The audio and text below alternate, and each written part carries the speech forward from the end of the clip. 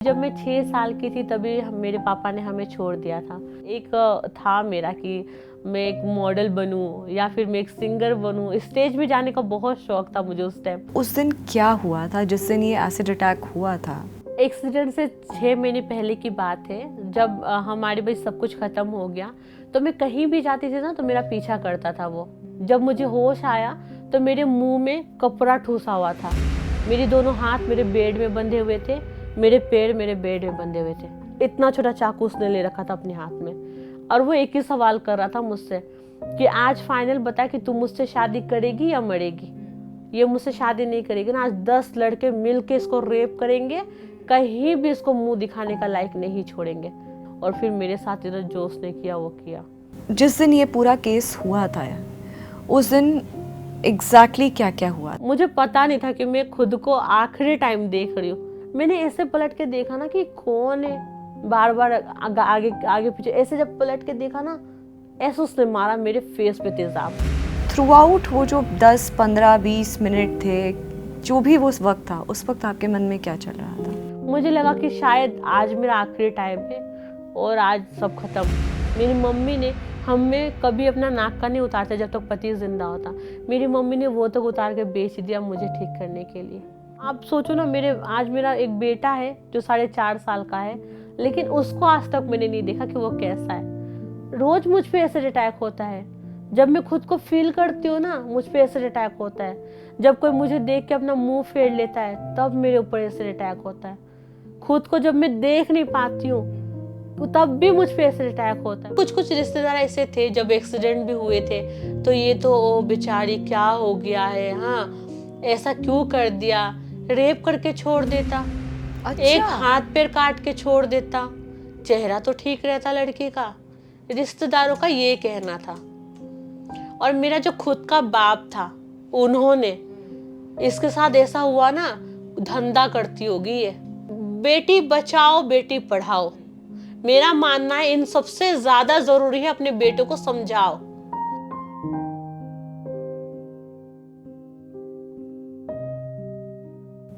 नमस्कार, जागरण मंथन में आप सभी का स्वागत है। मैं हूं स्मृति रस्तोगी। जागरण मंथन के 70 एपिसोड से ज़्यादा पूरे हो चुके हैं। ऐसे में आपका प्यार, आपका सपोर्ट और आपका विश्वास, इसने एक अहम भूमिका निभाई है इस पूरी जर्नी में। विश्वास इस बात का कि लगातार हम आपके सामने सही कंटेंट लेकर उपस्थित हुए हैं, सही असली सच्ची कहानियाँ लेकर के उपस्थित हुए हैं और ऐसे लोगों को आपके सामने लेकर के आए हैं जो वाकई में समाज में एक अहम भूमिका निभा रहे हैं, एक अहम रोल निभा रहे हैं। अपने आपको सशक्त करने का, अपने आप को आप लोगों के सामने इस तरह से प्रस्तुत करने का कि आप लोग ज़िंदगी के प्रति मोटिवेटेड हों, सही ज्ञान के प्रति मोटिवेटेड हों। इसी कड़ी में आज हमारे साथ एक और बहुत ख़ास मेहमान हैं जिनकी कहानी बहुत अलग, बहुत जुदा है, जिनकी ना हारने वाला जो जज्बा है उसने एक कमाल का एक इन्फेक्शियस एनवायरनमेंट क्रिएट किया है। एक ऐसा जज्बा जिसने तमाम लोगों को मोटिवेट किया है, सशक्त बनाया है, एम्पावर किया है और स्ट्रेंथ दी है ज़िंदगी के प्रति।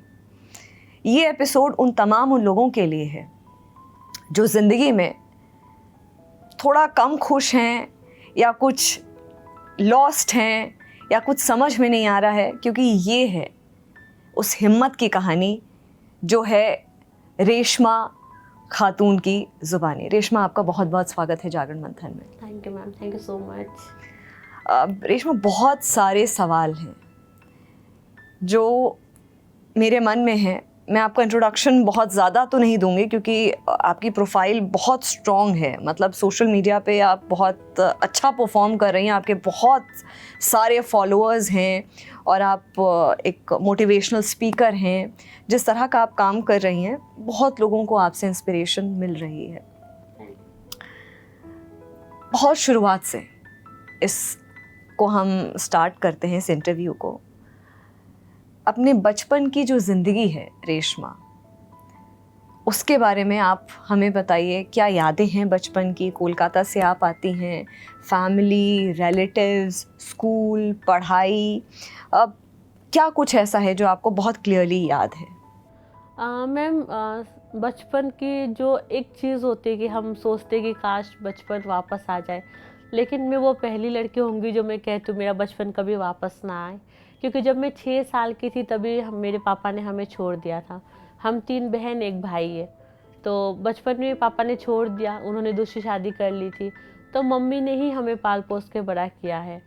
मैंने एजुकेशन की बात करें तो 5वीं भी मैं पास नहीं थी उस टाइम, क्योंकि एजुकेशन का टाइम नहीं मिल पाया। 2 बहनों की शादी मम्मी ने कराया। तो ये बहुत मुश्किल होता है कि अकेली औरत को 4 बच्चों को पाल पोस के बड़ा करना। तो बहुत मुश्किल दौर था बचपन भी मेरा। तो जब मैं 14 साल की हुई थी तो मैंने सोचा कि नहीं, पढ़ाई लिखाई तो मेरे बस का है नहीं, मुझे अपनी मम्मी को सपोर्ट करना है। क्योंकि 2 बहनों की जब शादी हुई तो इतना कर्ज हो गया था मम्मी के सर पे कि मैं देखती थी हर रोज़ कोई ना कोई आ रहा है, मम्मी को कुछ ना कुछ बोल के जा रहे। तो देख के अच्छा नहीं लगता था वो सब। तो मम्मी अकेले कमाने वाली थी। क्या तो मैंने क्या करती थी आपकी मदर? मम्मी जैसे बिल्डिंग बनती है ना, लेबर मिस्त्री का काम होता, कभी वो करती थी, कभी किसी के घर में खाना बनाने का काम करती थी। तो ये सब काम करके उन्होंने हमें इतना बड़ा किया है, पाल पोस के बड़ा किया। तो मैंने सोचा था कि नहीं, मैं अपनी मम्मी को सपोर्ट करूँगी। जब 14 साल की हुई थी तब मैंने पहला जो जॉब मैंने ढूंढा वो सेल्स गर्ल का किया था मैंने, कपड़ों का सेल के लिए। कौन सी उम्र में? उस टाइम मैं सिर्फ 14 साल की 14 थी। साल की थी आप? अच्छा। तब मैंने सेल्स गर्ल का काम स्टार्ट किया था और मेरी पहली इनकम जो थी वो 1600 रुपये थी। ये कौन से साल की आप बात कर रही हैं? ये होगी आई थिंक, ईयर मुझे इतना ठीक से याद नहीं है। हाँ, इतना याद है उस टाइम मैं 14 साल की थी। और 1600 रुपये आपको मिलते थे उसके? मिलते थे, हाँ। तो वो सारा पैसा आप अपनी मदर को? मेरी मम्मी को देती थी मैं, क्योंकि उस टाइम भी हम रेंट के घर में थे, अपना घर कभी देखा नहीं था उस टाइम भी। तो वही जर्नी थी, बहुत बुरा सिचुएशन था काम के लिए सब। तो वहाँ पहले सेल्स गर्ल का काम स्टार्ट किया, वहाँ से फिर हाइट लुक के वजह से कॉस्मेटिक शॉप का ऑफ़र आया, तो 1600 से 4000 की नौकरी मिली, वहाँ पे किया। वहाँ 6 मंथ करने के बाद फिर एक दिन पेपर में देख रही थी कि वहाँ पे एक्टिंग मॉडलिंग का कोर्स कराया जा रहा है, वहाँ पे ऑफिस खुला है। तो मैं वहाँ भी पहुँच गई, क्योंकि मेरा ना एक था मेरा कि मैं एक मॉडल बनूँ या फिर मैं एक सिंगर बनूँ। स्टेज पे जाने का बहुत शौक था मुझे उस टाइम। तो पेपर में जब वो ऐड देखा मैंने तो मैं वहाँ पहुँच गई। तो वहाँ इंटरव्यू दिया कि हाँ सीरियल वगैरह का भी यहाँ ऑफ़र मिल रहा है। तो हाँ, तो हाइट लुक अच्छा था उस टाइम, तो ऑफ़र भी आते थे। तो मैंने बोला क्यों ना ट्राई किया जाए। गई तो वहाँ पे ये बोला गया कि आपको पहले 35,000 रुपये देना पड़ेगा, यहाँ जमा करना पड़ेगा। तो मैंने उनको बोला कि सर नहीं, मैं जॉब करती हूँ और मेरी सैलरी इतनी है और इससे मैं 1 रुपये भी नहीं दे सकती, क्योंकि मुझे अपनी मम्मी को हेल्प करने के लिए देना है। तो अगर चलो सीरियल में नहीं कर सकती, मैं 35,000 नहीं दे सकती, तो आप मुझे कोई जॉब ही दे दो यहाँ पे, ताकि मैं देख देख के कुछ सीख लूँगी। तो ये था। तो उन्होंने बोला चलो ठीक है, हम शाम को बताते हैं। तो जब मैं निकली तो रास्ते में कॉल आ गया कि कल से आ जाना रिसेप्शन में, आपको जॉब मिल गई। तो वहाँ आने के बाद मेरी लाइफ काफ़ी चेंज हुई है। वहाँ पे पहुँची मैं, रिसेप्शन में जॉब स्टार्ट हुई। फिर उसी कंपनी में एक मूवी का भी ऑफर मिला। आपको मूवी का भी ऑफर? हाँ, उसी कंपनी में उसी मिला? कंपनी अच्छा, में। वो मूवी किस चीज़ के बारे में ये थी? बंगाली मूवी थी, कोई उइपोका बोल के था एक मूवी। तो उसी में एक रोल मिला था मुझे, वो डायरेक्टर ने दिया था। तो जो हाइट लुक उनको चाहिए था वहाँ पे मिल नहीं रहा था, तो उन्होंने रिसेप्शन में मैं थी तो मुझे उन्होंने ऑफ़र किया। अरे वाह। तो मैंने उसमें भी रोल किया था। ऐसा था कि गांव में एक पंचायत है, उनका मुखिया का बेटा पुलिस वाला है जो बाहर रहता है, शादी करके लड़की ला रहा, वो लड़की मैं थी। अच्छा। घर में जो बहू आ रही जी, उसका जी। रोल मुझे मिला था। अच्छा। तो उस पर मैंने शूट किया था। उसी कंपनी में मेरा जो ये हादसा हुआ है, तो उसी कंपनी में इस लड़के से मैं मिली थी। एक आपने बोला बचपन का एक सपना था आपका कि मैं स्टेज पे आऊँ, अच्छा गाना गाऊँ। हालांकि ऐसा होता है कि बंगाल में तो ये बहुत रस्म है, गाना सिखाना, म्यूज़िक, संगीत सिखाना। एक ये बंगाल में बहुत इम्पॉर्टेंट एक कल्चर का पार्ट है म्यूज़िक। तो आपका बचपन से ये ड्रीम था स्टेज पे आकर के एक्टिंग करना, एक मॉडलिंग करना, और मतलब आप एक पीपल्स फिगर हमेशा से मन में था बनने का। था। और कहीं ना कहीं वो आपका सपना पूरा होता हुआ आपको दिख रहा था कि अब आपने एक मॉडलिंग एजेंसी ज्वाइन कर ली है, हाँ। फिल्म में भी आपको धीरे धीरे अपने सपनों की तरफ आप अपना कदम बढ़ा रही थी। अच्छा, आपने एक बात बताई कि आपकी मदर पे बहुत कर्ज था, बहुत ज़्यादा। दोनों बहनों की शादी करी उन्होंने। भाई आपसे छोटा है कि बड़ा है? भाई मुझसे छोटा है। छोटा भाई है। तो ऑब्वियसली फिर आपने 5वीं कक्षा के बाद 5th स्टैंडर्ड के बाद आपने पढ़ाई नहीं की। उस टाइम नहीं कर पाई, लेकिन जब मैंने जॉब, अच्छी नौकरी लगी, जॉब कर रही थी, तो बीच में पढ़ाई भी कर रही थी। तो ओपनिंग से किया, 8वीं पास किया था मैंने। तो आपकी मदर का कर्जा कब आप मुक्त करा पाई? और खाली आप ही मतलब इसके लिए मेहनत कर रही थी, अपनी मदर को सपोर्ट कर रही थी, बाकी आपके जो भाई बहन हैं वो भी सपोर्ट करते, आप अकेले मैं अपने कंधों पे जॉब सारी? कर रही थी, क्योंकि उनका था शादी हो चुका है तो वो बाहर जॉब करने नहीं जा सकती। मेरी पूरी फैमिली में मैं ही एक लड़की हूँ जो घर से निकली काम करने के लिए।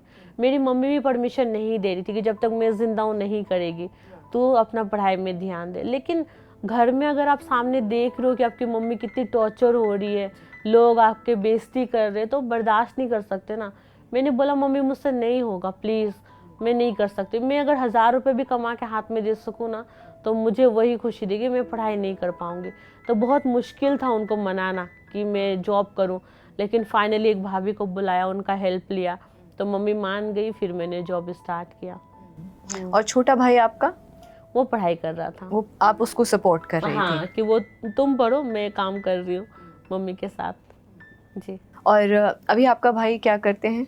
अभी वो जॉब कर रहा है, दिल्ली में ही जॉब कर रहा है। मतलब आपने जो इतनी मेहनत करी और कर्ज मुक्त कराया आपने अपनी मदर को भी, कब तक, मेरा ये सवाल था कि कब तक आपने वो जो कर्ज जो लिया हुआ था उन्होंने, कब आपने वो मुक्त करवा दिया था, सारा हटवा दिया था? जब मैं वहाँ रिसेप्शन में जॉब ज्वाइन की, तो वहाँ पे मुझे सिर्फ 4000 की नौकरी मिली थी।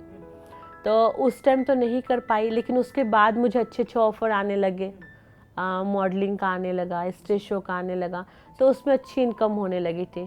तो वहाँ पे काम करते करते मैंने कर्जा भी मुक्त करा दिया था। मतलब जॉब ज्वाइन करने के 1-1.5 साल में ही मैंने कंप्लीट कर दिया था, सारा कर्ज खत्म हो गया। 1 साल के अंदर आपने? 1 साल वो के बहुत अंदर पुराना खत्म कर्जा जो 1 साल के अंदर हाँ, आपने अपना 1 मॉडलिंग और साल। ये स्टेज शोज करके खत्म किए क्योंकि थे? जब मैं जब पढ़ रही थी, छोटी थी, मम्मी कर रही थी, तो महीने में मुश्किल से वो कितना कमा लेती थी, 3000 रुपये, 4000 रुपये मुश्किल से कमाती थी। और कर्ज जो थे वो लाखों में थे, नहीं हो पा रहा था। फिर जब वहाँ ज्वाइन किया, तो मैंने धीरे धीरे अपनी सैलरी से, मैं थी कि मम्मी को कि थोड़ा टाइम तुम घर चलाओ, मैं कर्ज को निपटाती हूँ। तो जितना कमाया कर्ज वालों को धीरे धीरे धीरे करके 1-1.5 साल के अंदर में उसको ख़त्म किया। तो हम दोनों माँ बेटे ने मिल के किया है। अच्छा, आपके दोस्त कैसे थे?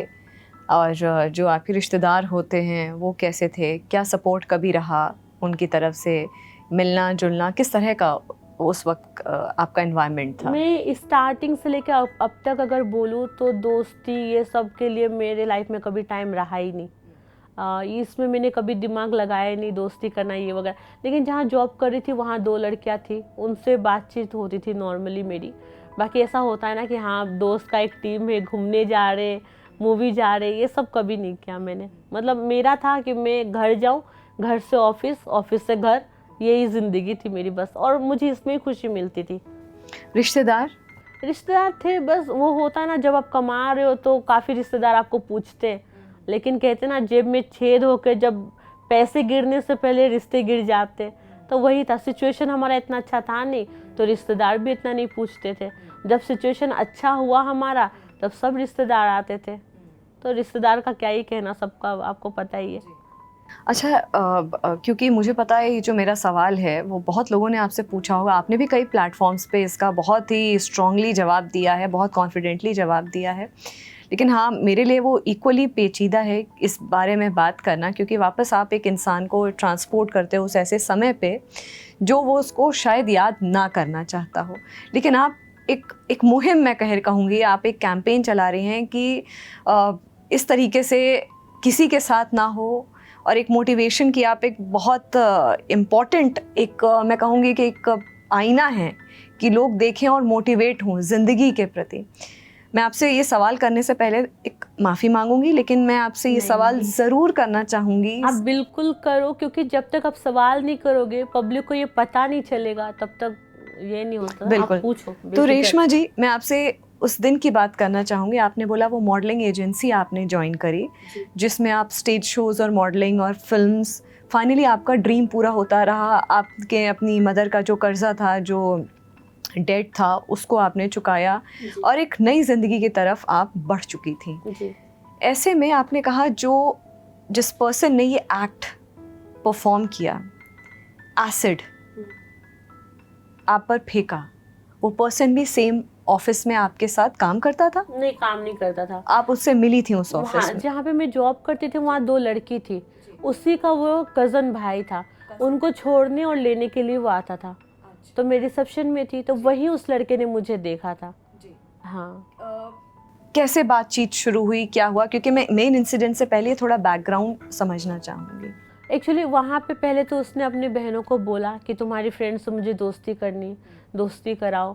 तो उन्होंने मुझे आके उसका ऑफ़र दिया कि मेरा भाई दोस्ती करना चाहता है। तो मैंने बोला कि नहीं, मैं स्कूल में भी मैं कभी किसी लड़की के साथ नहीं बैठती थी, ना बातें इतना करती थी, और सेम बड़ी होने के बाद भी वैसा ही था मेरा। क्यों, आपको अच्छा नहीं लगता था या आप इंट्रोवर्ट थी, क्या रीज़न था? मैं बचपन से ना ये चीज़ें जो है, देखो ये जो रेप केस हो रहा है, एक्सीडेंट हो रहा, ये अभी स्टार्ट नहीं हुआ, काफ़ी सालों से चलता आ रहा है। तो मैं होता था कि मैं अकेले आती थी, अकेले जाती थी घर से। तो मेरा होता था कि अगर मैं किसी से बात करूं, ज़्यादा क्लोज आए, फिर ऐसा कुछ ना हो जाए, अगर मुझे कुछ हो गया तो फिर मेरी मम्मी को कौन हेल्प करेगा। तो इसलिए मैं सब चीज़ों से दूर रहती थी, और सच बोलूँ तो इंटरेस्ट भी नहीं होता था कि मैं जाके किसी से ज़्यादा बात करूँ। मतलब अपनी छोटी सी दुनिया में आप अपने में खुश रहती थी। आप आपकी मेरी दुनिया में मैंने सिर्फ जगह दिया था अपनी माँ को, अपनी बहनों को, और खुद का जॉब, और मैं किसी को नहीं ये करती थी। नॉर्मली हाय हेलो, बस, इससे ज़्यादा नहीं। तो वहीं पे उन लड़कियों ने मुझे कहा था कि मेरा भाई तुमसे दोस्ती करना चाहता है। और ये भाई का क्या बैकग्राउंड था?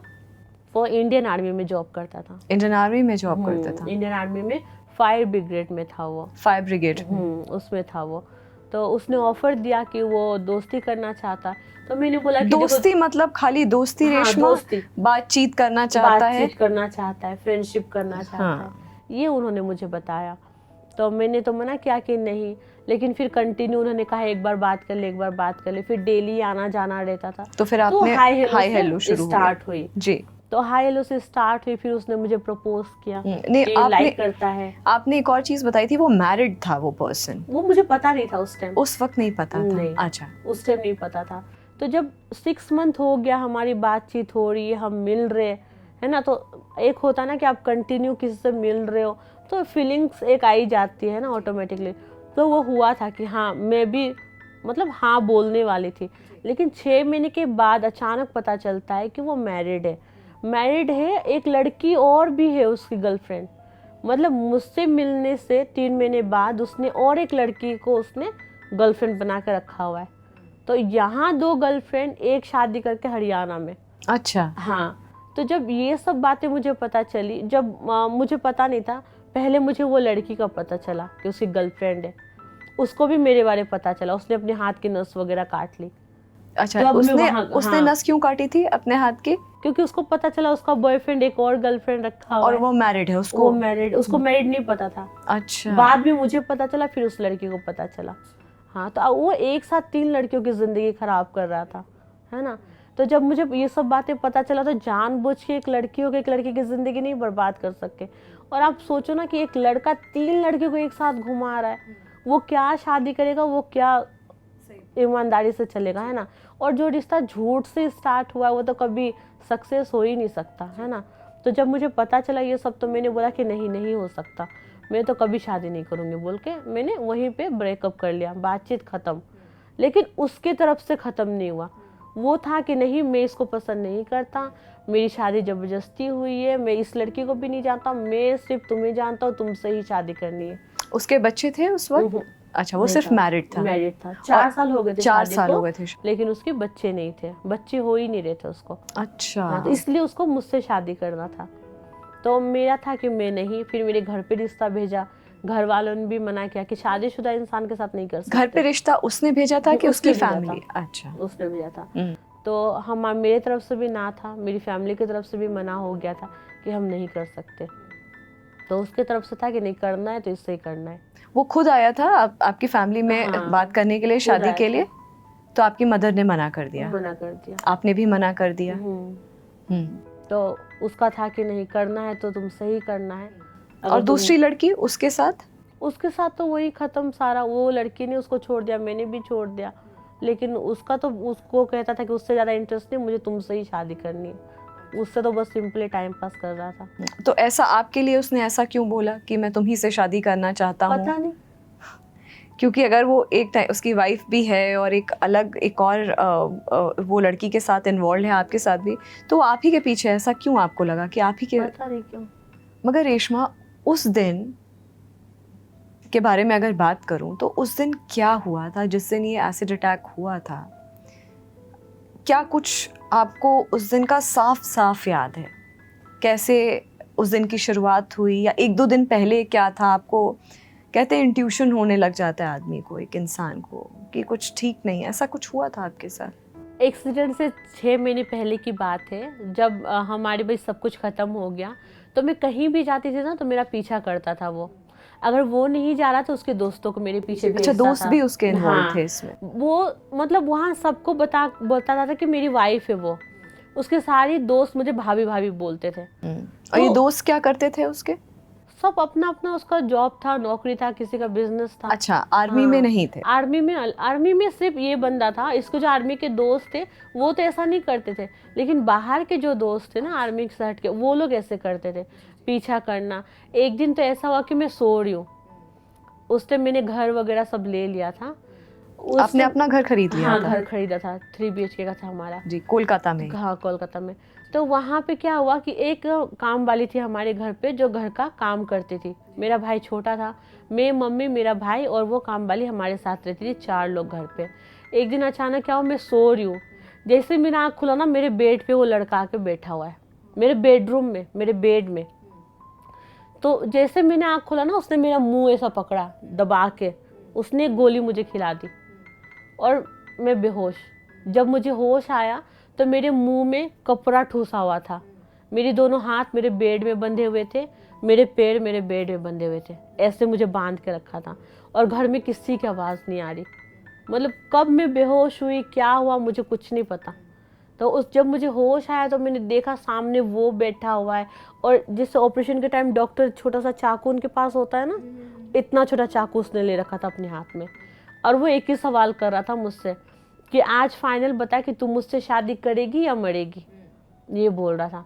तो मैं क्या बोलूँ, मेरा तो हाथ बना, मुंह में सर हिला रही थी कि नहीं करना मुझे, मैं सर ही हिला रही कि मुझे नहीं करना। तो फिर तो ना बोलेगी तो तुझे भी मार दूंगा, मैं भी आज मर जाऊंगा। तो अब मैं क्या बोल ही नहीं पा रही, मेरा मुंह बंधा हुआ, इशारे से मैंने उसको कहा कि ये कपड़े हटाओ बोल के, तो मुंह से मेरा कपड़ा निकाला, बोल क्या बोल रही है। तो मैंने बोला कि ये सब क्यों कर रहे हो, जब सब कुछ खत्म हो गया, मुझे नहीं करना शादी, तुम एक साथ 3 लड़की की जिंदगी कैसे बर्बाद कर सकते हो। और सबसे पहले ये बता मेरी मम्मी कहाँ है, मेरा भाई कहाँ है, वो सब ठीक है, तुम बता कि तू शादी करेगी कि नहीं करेगी।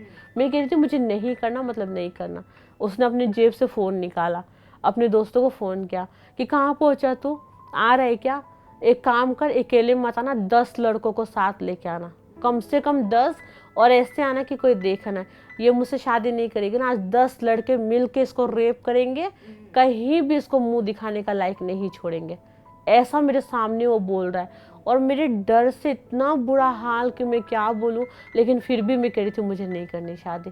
कहता आज तेरी रेप होगी, तेरा मुंह दिखाने का लायक तुझे नहीं छोड़ेंगे कहीं भी, अगर तू मुझसे नहीं करेगी तो तुझे किसी से करने का लायक भी नहीं छोड़ूंगा।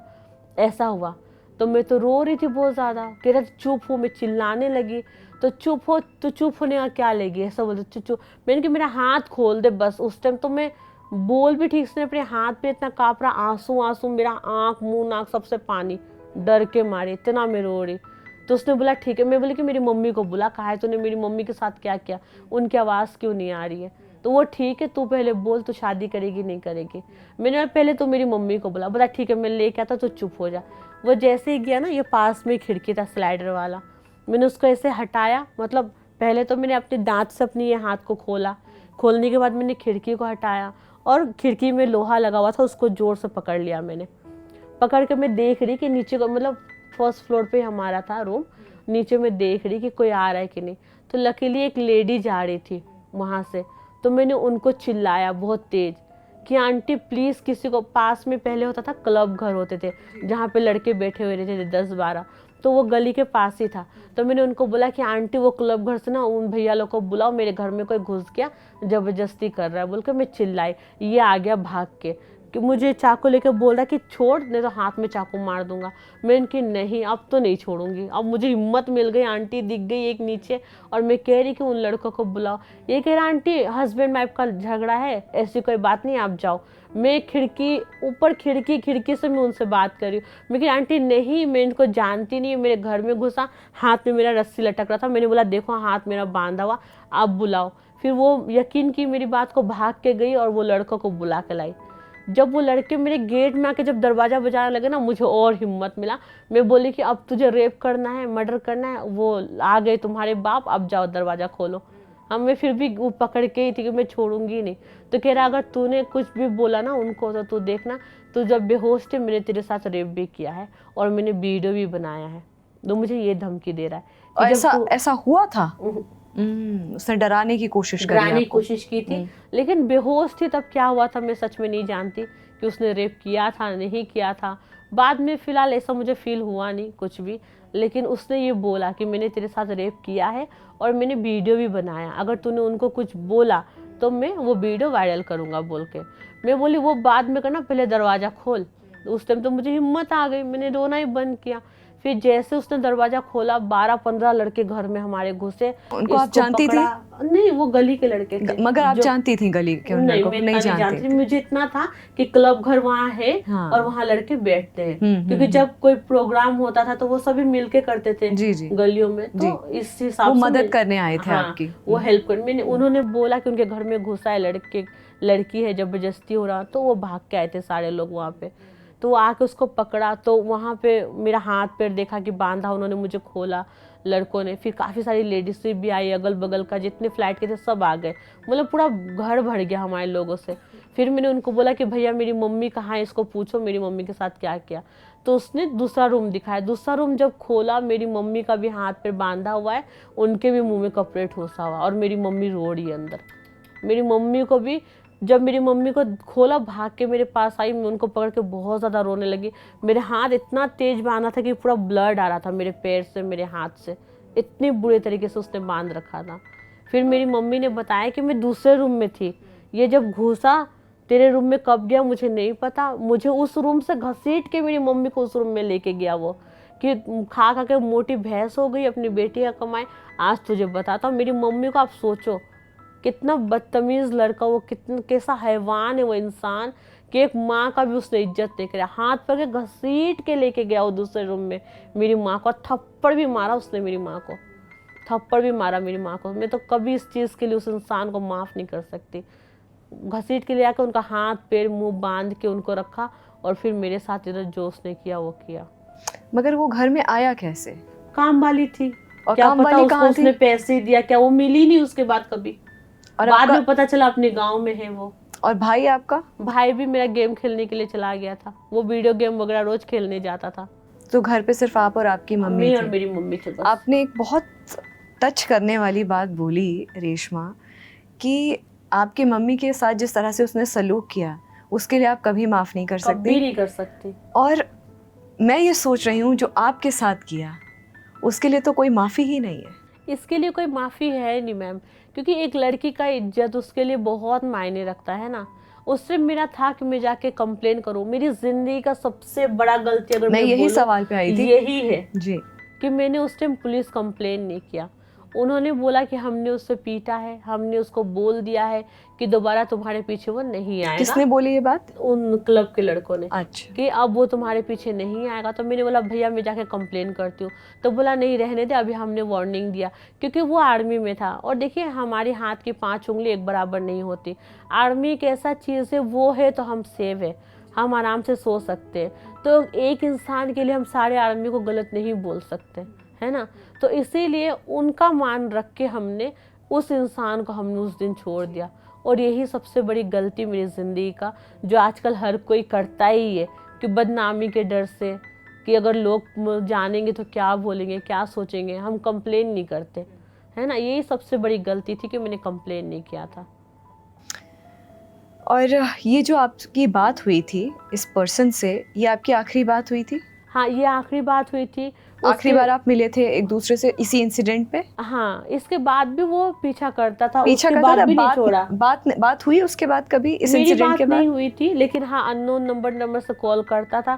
फेस टू फेस बात नहीं हुई थी, लेकिन कॉल कंटिन्यू। मतलब एक चीज़ ऐसा होता था, उसके चक्कर में मैं जितना भी नंबर बदलती थी उसको पता चल उसको जाता पता चलता था। अब मुझे नहीं पता कि मेरे फ्रेंड सर्कल में कोई उसको दे रहा है या उसको कहाँ से नंबर मिल रहा है, लेकिन मैं कितना भी फ़ोन बदल लूँ, नंबर बदल लूँ, उसका कॉल आ ही जाता था। और उस टाइम इस एक्सीडेंट के बाद वो मुझे ऐसा ऐसा वीडियो भेजता था। वो जो फ़ोन है मेरा, अभी भी थाने में उन्होंने मुझे दिया नहीं। उस फ़ोन में उसने इतने वीडियोस भेज रखे थे व्हाट्सएप में, दिखाता था किसी लड़की को कोई गोली मार रहा है, किसी लड़की के साथ कोई रेप कर रहा है, किसी लड़की का प्राइवेट पार्ट में कोई गोली मार रहा है, किसी लड़की को बांध के रखा। ऐसा ऐसा वीडियो मुझे व्हाट्सएप में भेजता इस था। इंसिडेंट के बाद से, इस जो आपके incident घर के- में जबरदस्ती हाँ, घुसने के बाद से, हाँ, और इसके बाद से जब तक ये आपका ये अटैक हुआ तब तक ये ऐसे ऐसे वीडियोस भेज हाँ रहा ऐसा था? भेजता था। फिर मेरे घर के पीछे बैठा रहना, मैं कहीं जा रही हूँ तो मतलब तब भी वो नहीं सुधरा था। आप सोचो। अच्छा, दूसरी बात कि जब आप ये इंसिडेंट हुआ इसके बाद ये अटैक कब हुआ आप पे, ये एसिड वाला अटैक कब हुआ? हाँ, ये जब वो मेरे घर पे घुसा था उसके 6 मंथ के बाद हुआ था। अच्छा, ये जो 6 महीने का विंडो था, ये टाइम पीरियड था 6 महीने का, इसमें कभी आपको ऐसा इंट्यूशन हुआ कि शायद ये एक हद के बाहर जा सकता है ये व्यक्ति? मुझे ऐसा लगता था कि ये पागलपन कर रहा है। लेकिन ऐसा कभी नहीं लगा कि इस तरीके से इतना नीचे गिर करके इस तरीके से कभी मुझे नहीं सोचा था, कभी नहीं लगा था कि मतलब इतना कर सकता है।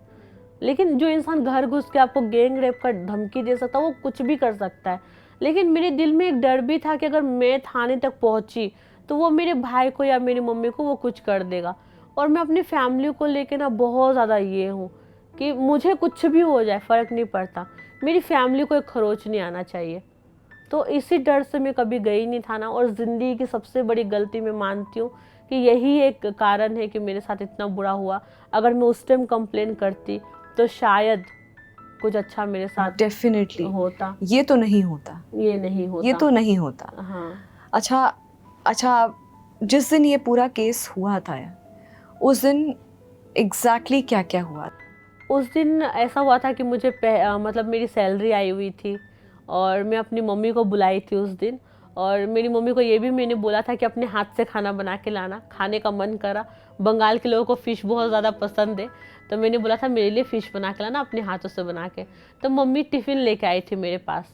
आपके घर जहाँ मैं रह रही थी, फ्रेंड लोग के साथ रहती थी मैं। जी। मेरी हम 3 लड़कियां थे। वो एक ही साथ एक ही रूम साथ जॉब करते थे और एक ही साथ और घर में रहते थे। ये दोनों वो लड़कियां नहीं थी जिनके नहीं, वो अलग थी, अलग। हाँ जी। तो यहाँ पे हम सब थे। उस दिन मुझे सैलरी मिला था, तो हर महीने मम्मी को मैं घर खर्चे के लिए उनको पैसे देती थी। तो उस दिन भी मतलब वही डेट था, 11 तारीख था, 11 दिसंबर। और मम्मी को मैं पैसे देने के लिए बुलाई थी और खाना भी मंगवाई थी कि बना के लाना। तो मेरी जब मम्मी आई, मैंने उनको पैसे दिए और टिफ़िन मैंने रखा और उतने में गाड़ी आई कि चलो हमारा टाइम हो गया जाने का। तो मम्मी चली गई। फिर मैंने टिफ़िन को साइड रख दिया कि मैं आके खाऊंगी, जब मैं काम से वापस आऊंगी या फिर मैं शाम को आऊंगी तब मैं खाऊंगी। तो इसलिए मैंने वहाँ पे वो चीज़ को रखा, रेडी वेडी हुई। तो फिर उस दिन पता चला एक फ्रेंड का बर्थडे भी है मेरा, तो हम बर्थडे पार्टी में जाने के लिए उस दिन काम भी हम गए नहीं। उस दिन बर्थडे पार्टी जाने के लिए हम घर से निकल रहे थे। तो मैंने येलो कलर का साड़ी पहना था उस दिन, तो साड़ी पहना था, बाल भी मैंने ना खुला रखा था अपना। तो उस दिन मतलब जब मैं रेडी होकर पर्स वगैरह लेके निकल रही थी, तो फिर पता नहीं क्या मन में आया, मैं बाहर फिर अंदर आई रूम में और मिरर में खुद को बहुत अच्छे से देख रही थी। कभी खुद को इतना देखी नहीं मैं कभी, जितना मैंने उस दिन देखा कि आज मैं इतनी सुंदर क्यों लग रही हूँ। मेकअप भी इतना नहीं किया था, नॉर्मल सिर्फ साड़ी पहना था, बाल खुला बस, और 2 झुमके पहन लिए थे। तो मैं कह रही इतना सुंदर आज क्यों लग रही हूँ मैं। हाँ, मुझे पता नहीं था कि मैं खुद को आखिरी टाइम देख रही हूँ। एक टाइम में मन में भी आया कि आज नहीं जाती कहीं भी, लेकिन फिर हुआ कि नहीं, जाना ही पड़ेगा क्योंकि सारे दोस्त आ गए तो जाना पड़ेगा। तो मैं खुद को तो 10 मिनट कम से कम मैं मिरर के सामने खड़ी थी। लाइफ में पहली बार खुद को इतना गौर से देखा था मैंने। और फिर जब मैं घर से निकली, गाड़ी में बैठी, गली से निकली, वहाँ पे 2 लड़कों को मैंने देखा बाइक में, जो ब्लैक ड्रेस में थे बिल्कुल। फेस उनका देखा था? फेस नहीं दिख रहा था। अच्छा, हेलमेट में कवर्ड था। सामने की तरफ उनका थोड़ा सा खुला था, लेकिन गाड़ी तेज थी तो उतना ध्यान नहीं दी। लेकिन हाँ, मैंने देखा इस साइड 2 लड़के बाइक में खड़े हैं। वहाँ से हम निकले, एक गली हमने पार किया, दूसरी गली में घुसे, वो हमारे गाड़ी के पीछे। वो घर से निकल के मेन रोड तक हम जब पहुँचे, तब भी वो बाइक हमारा घर से पीछे आते आते वो मेन रोड तक, कभी गाड़ी के आगे जा रहा है, कभी पीछे, कभी सामने आ रहा है, ऐसा। ठीक है, आपको अजीब लग रहा था कि ये बाइक फॉलो कर रही है? तो मेरा क्या था कि डिजीनेस का प्रॉब्लम है, तो गाड़ी में कभी भी मिरर डाउन नहीं रखती थी मैं, मतलब बंद नहीं रखती थी, खुला ही रखती थी, डाउन रखती थी। तो क्या हुआ कि वो गाड़ी के आगे पीछे होते होते मैंने ऐसे पलट के देखा ना कि कौन है, बार बार आगे पीछे ऐसे जब पलट के देखा ना, ऐसे उसने मारा मेरे फेस पे तेजाब। तो मुझे लगा कि पानी फेंका किसी ने। गाड़ी तो ड्राइव हो रही थी और उस टाइम नहीं पता चला, जैसे ही मतलब मेरी फ्रेंड चिल्लाने लगी, बेड जो शीट होती ना गाड़ी का, वो जलने लगा, पूरा गाड़ी से धुआं निकलने लगा। 2 मिनट तो पता ही नहीं चला कि क्या हुआ। फिर अचानक गाड़ी की ब्रेक लगी, मेरी बाल जल जल के गिरने लगे, पहले कान से स्टार्ट हुआ मेरा, कान जल के एकदम मुड़ते मुड़ते इतना छोटा हो गया, जल गया। कैसे पता आप उस वक्त आप जलने लगा। फिर 1 सेकंड, मुझे 2 मिनट तो पता ही नहीं चला क्या हुआ। ऐसे मैंने पोछा अपने फेस को ना, जैसे हाथ हटाया, वो बिल्कुल अंधेरा, साथ ही साथ मेरी दोनों आंखें खराब हो गई। जैसे मैंने इसे पानी पोछा ऐसे और मैं खोली तो मुंह के अंदर चला गया, नाक के अंदर चला गया, कान के अंदर चला गया तेजाब, फेस गल के गिरने लगा मेरा। आप सोचो, आइसक्रीम नहीं पिघल के गिरता कि कोई मोम जल रहा पिघल, ऐसे मेरी स्किन गिरने लगे, ऐसे टप टप गिर रहा था। साड़ी जल के एकदम सट गया, साड़ी जलते जलते मेरे आधे शरीर के जो है ना जल गया पूरा।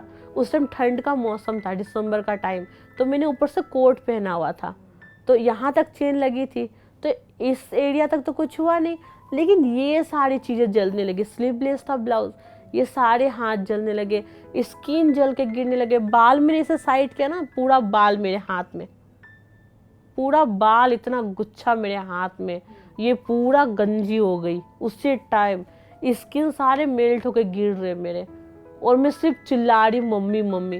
फिर गाड़ी रुका, पीछे लोग थे, भाग के आए, दरवाज़ा खोला। उसके बाद जो है मतलब जो गाड़ी में हम कभी कहीं जा रहे ना, तो 1-2 बंदे बाइक में आगे पीछे हमारे होते थे, जहाँ हम जॉब करते वहाँ से सिक्योरिटी हमें मिलता है, तो वो थे। तो उन लोगों ने आके हमें गाड़ी से निकाला। गाड़ी से निकल के मैं रोड में ही गिर गई, मेरा चप्पल कहीं, मेरा पर्स कहीं, मेरा फ़ोन कहीं, और मैं गिर गई। लेकिन वहाँ के लोग, पब्लिक में एक चीज़ बहुत बुरी लगती है आज भी, कि अगर रास्ते में कुछ दिख रहा है ना, तो वो फ़ोन निकाल के वीडियो बनाना ज़रूरी समझते, ना कि वो आगे बढ़ के किसी को हेल्प करने का। उस टाइम भी ज़्यादा कोई आया नहीं कि क्या हुआ, पानी डाल दूँ, किसी के पास पानी का बोतल है तो डाल दूँ, नहीं, कोई भी नहीं। एक फ्रेंड जो मेरी थी, उसको भी छींटा पड़ा था, तो उसने भीड़ में किसी के हाथ में बोतल था, पानी लेके उसने डाल लिया अपने ऊपर, लेकिन मुझे तो कुछ दिखाई ही नहीं दे रहा था, तो मेरी तो स्किन पिघल पिघल के गिर रही थी उस टाइम। तो बस वहाँ पे फिर मैं बेहोश हो गई। होश आया तो मैं आईसीयू में थी, मेरा कैंची लेके मेरे कपड़े स्किन से काट काट के निकाल रहे थे उस टाइम जब मुझे होश आया। तो घर वालों को पता नहीं था कि मेरे साथ क्या हुआ है। फिर मम्मी को कॉल गया कि रेशमा के पेट में दर्द है, हॉस्पिटल में एडमिट है, आप आ जाओ। तो मम्मी को नहीं बताया था कि इतना बड़ा हादसा हुआ। जब घर से मेरी मम्मी आई, आईसीयू में आई वो ना, तो मैं इस साइड पलटी हुई थी, इस साइड मेरी मम्मी खड़ी थी। तो उन्होंने आकर मुझे बुलाया, रेशमा। मैं डर से नहीं पलट रही, क्यों, तेज़ाब से मेरा फेस का जो स्किन है ना सारा गल के गिर चुका था, मेरा फेस फूल के इतना बड़ा फुटबॉल की तरह हो गया था, एकदम काला। तो रेशमा जी, आप कह रही थी कि आपकी मदर आई तो आप पलट नहीं रही थी, डर था कहीं ना कहीं। हाँ, तो जैसे उन्होंने बोला ना रेशमा, तो मैं पलटी उनके तरफ डर डर से।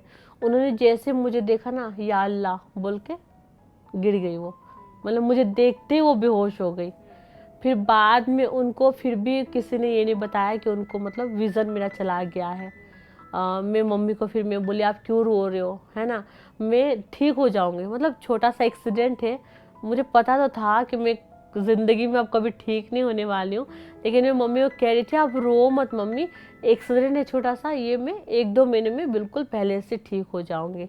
और मम्मी इतनी ज़्यादा रो रही थी मेरी, तो मुझे था कि मैं उनको पहले चुप कराऊँ। मैं खुद इतनी ज़्यादा तकलीफ़ में थी, लेकिन उनको मैं वो चीज़ नहीं बता पा रही थी कि मैं कितनी तकलीफ़ में हूँ, क्योंकि मैं तो तकलीफ़ में हूँ, लेकिन मुझे देख के जो एक माँ को तकलीफ़ हो रही है वो मेरे दर्द से कई गुना ज़्यादा है। तो उनको इस हालत में मैंने समझाया कि बस मैं हो जाऊँगी ठीक, कोई बात नहीं।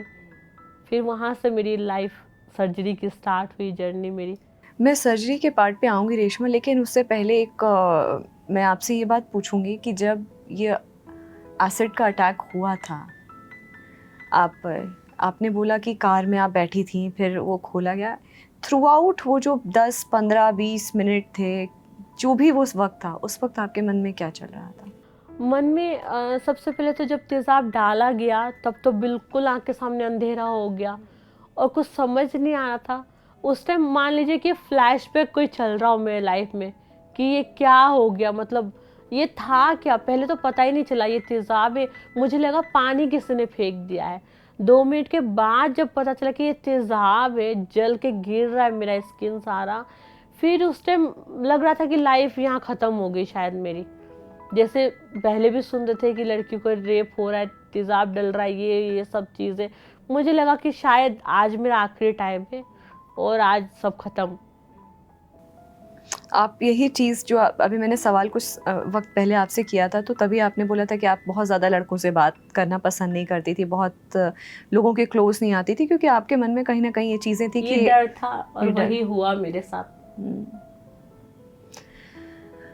रेशमा, फिर ये जो सर्जरी का जो आपने बोला, सर्जरी का कितनी सर्जरी हुई?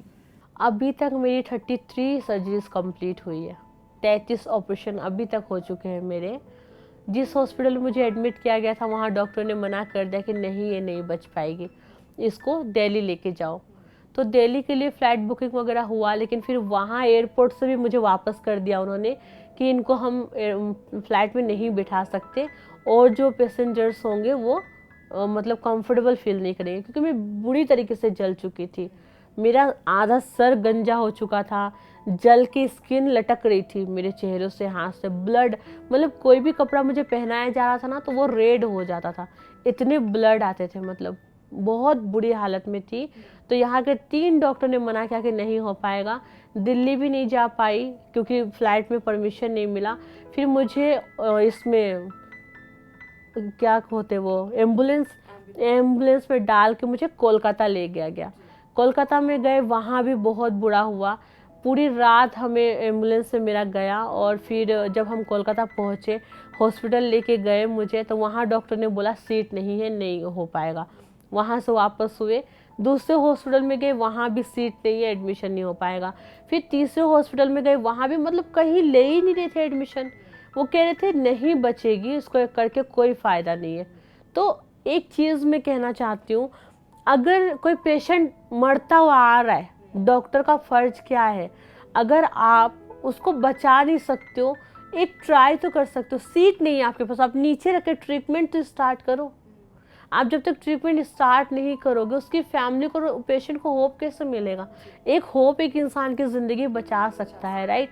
कहते हैं डॉक्टर का मेडिसिन से ज़्यादा उसका एक स्माइल काम करता है।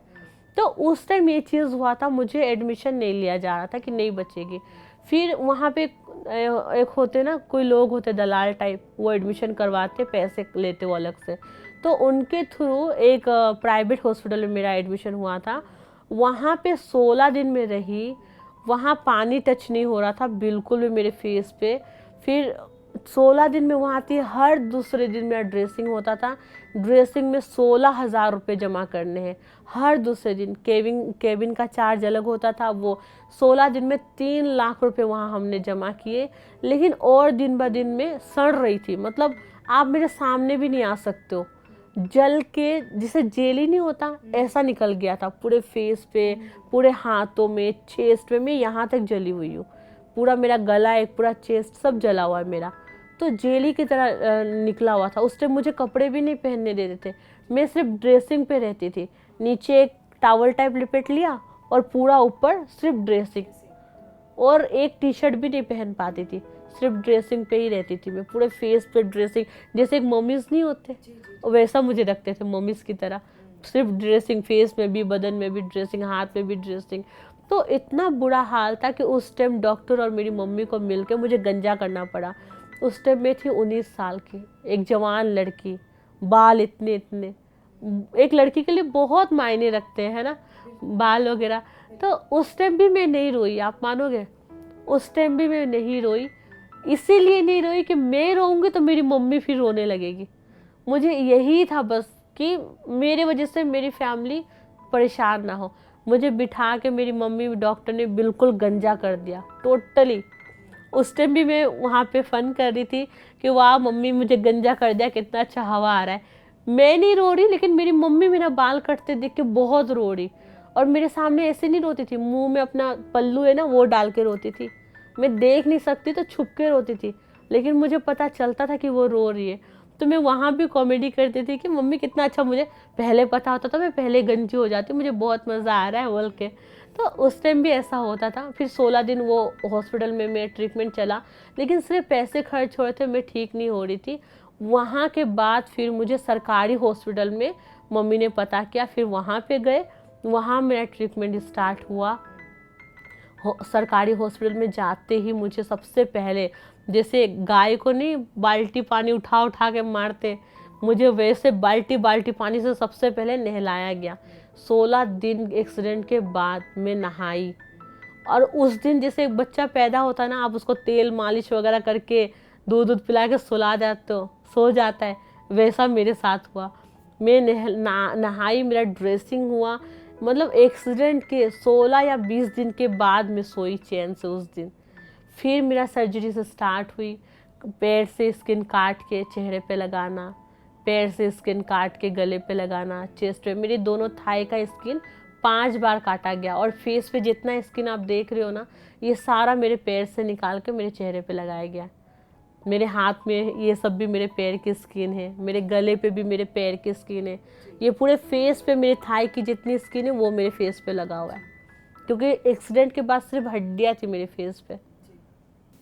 वाकई में मतलब जो आप हॉस्पिटल गई, वाकई में उन्होंने बहुत मेहनत, 33 पहली बात है सर्जरी, 33 सर्जरीज़ के बाद, ऑपरेशंस के बाद। और ये आपने बहुत अच्छी बात कही कि डॉक्टर्स हमारे वहाँ और सिस्टम में भगवान का स्वरूप माना जाता है, कि मतलब इंसान पूरी तरीके से सरेंडर कर देता है कि जो है अब आपके हाथ में है। हाँ।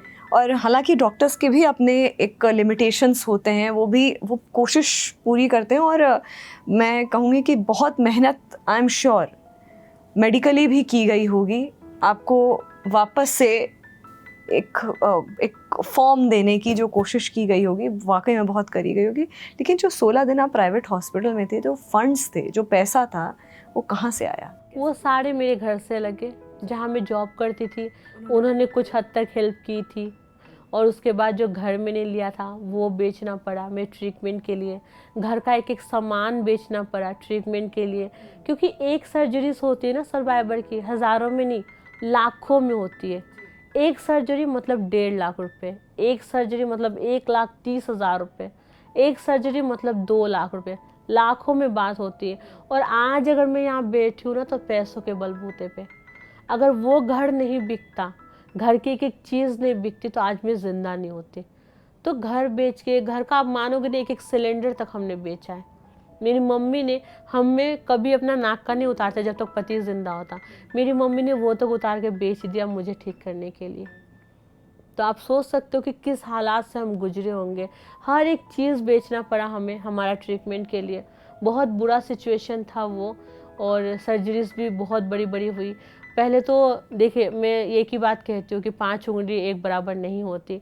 वहाँ पे कुछ डॉक्टर्स ऐसे थे जो सपोर्ट नहीं करते थे, कुछ डॉक्टर ऐसे थे कि बहुत सपोर्ट करते। जैसे कि जब मेरा यहाँ पे सर्जरीज हुई, जब मेरा एसिड अटैक हुआ और जब मैं सरकारी हॉस्पिटल में आई, तब तक मेरी याददाश्त भी चली गई थी। आपको पता है, मतलब मुझे मेरी विज़न पूरी चली गई है, लेकिन मुझे साफ दिखता था कि वो लड़का फिर से आ रहा है, उसके हाथ में चाकू है, उसके हाथ में तेज़ाब है, वो फिर से मेरे फेस में डाल देगा।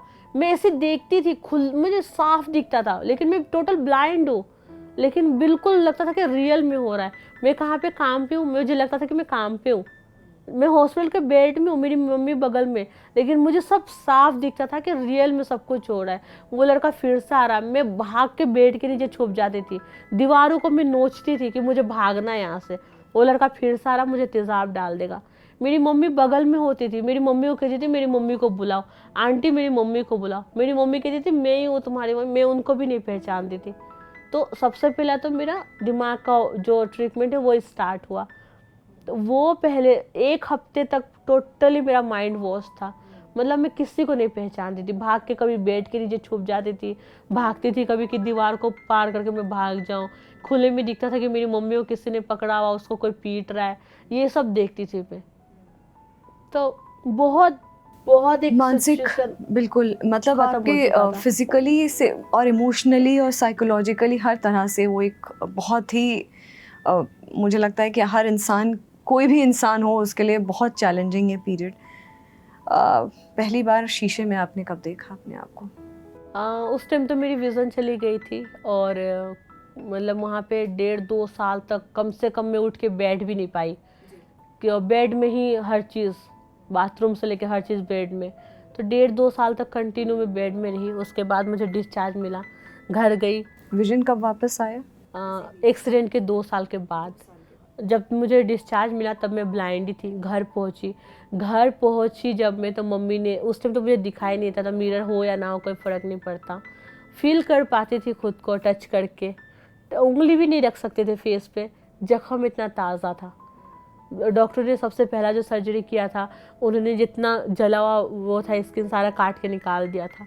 फेस पे ब्लड ही ब्लड होता था मेरा पूरा, ड्रेसिंग करके रखते थे वो मम्मीज़ की तरह मुझे।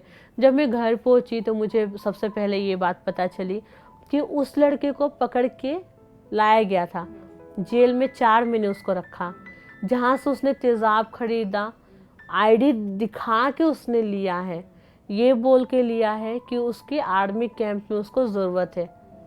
जिसने तेज़ाब खरीदा उस बंदे ने भी उसको पहचान लिया, उसका हाथ भी जला हुआ था, सब कुछ प्रूफ हुआ, लेकिन 4 महीने में उसको बेल मिल गई।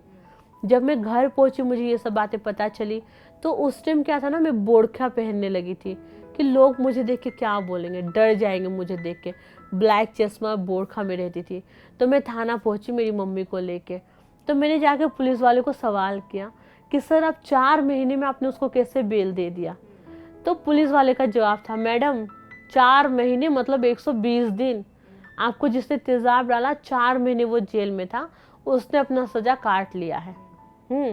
तो मुझे बहुत गुस्सा आया। मैंने चश्मा उतारा, मैंने अपना बोरखा खोला और मैंने बोला कि सर मुझे देखो, मेरे साथ उसने क्या किया।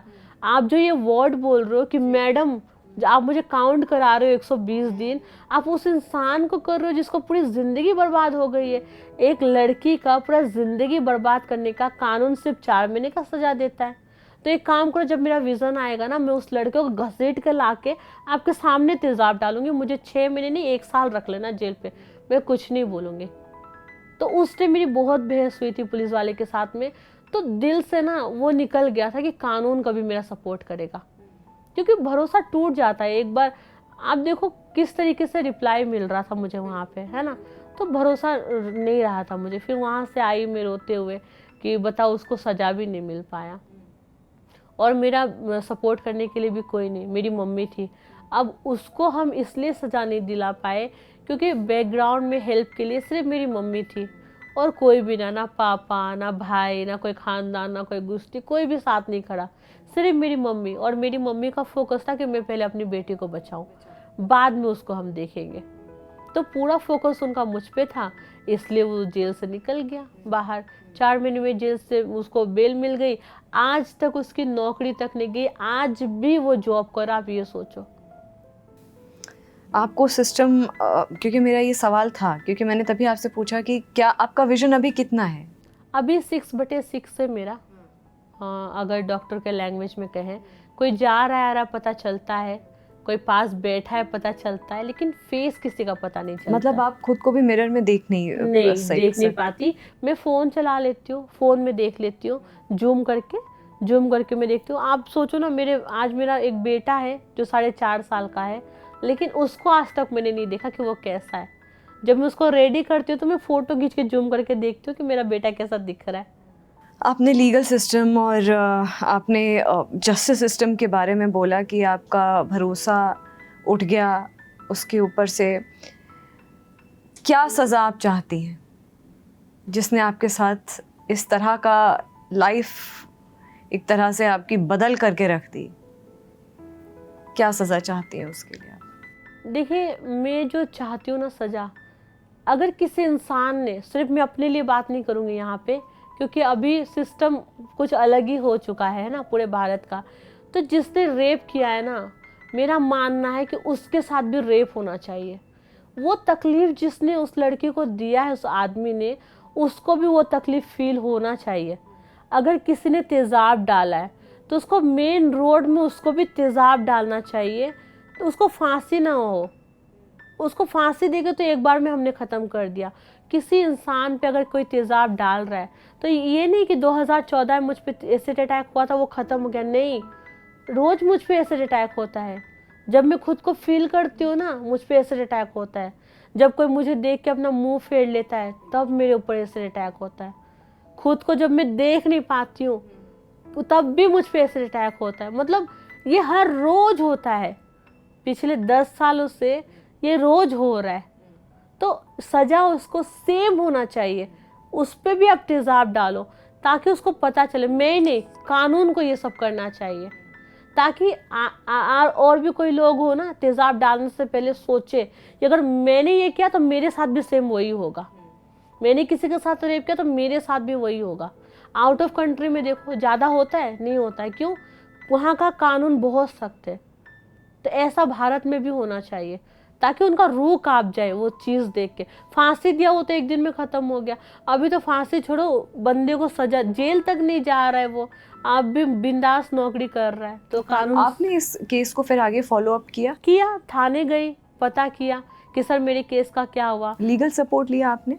मुझे वो बताया गया था कि खुद से आपको कोई वकील नहीं करना, आपको जो है गवर्नमेंट की तरफ से वकील मिलेगा, ठीक है। तो मैंने ये पता किया मेरा वकील कौन है। तो थाने में जाती थी पता करने के लिए, तो उनका कहना है कि मैडम आपके पास लेटर आएगा तब आपको हाजिर होना है। मैं आज तक उसी लेटर का इंतज़ार कर रही हूँ, 10 साल होने को है, मेरे पास आज तक कोई लेटर नहीं आया। मेरा केस का क्या हुआ मुझे नहीं पता।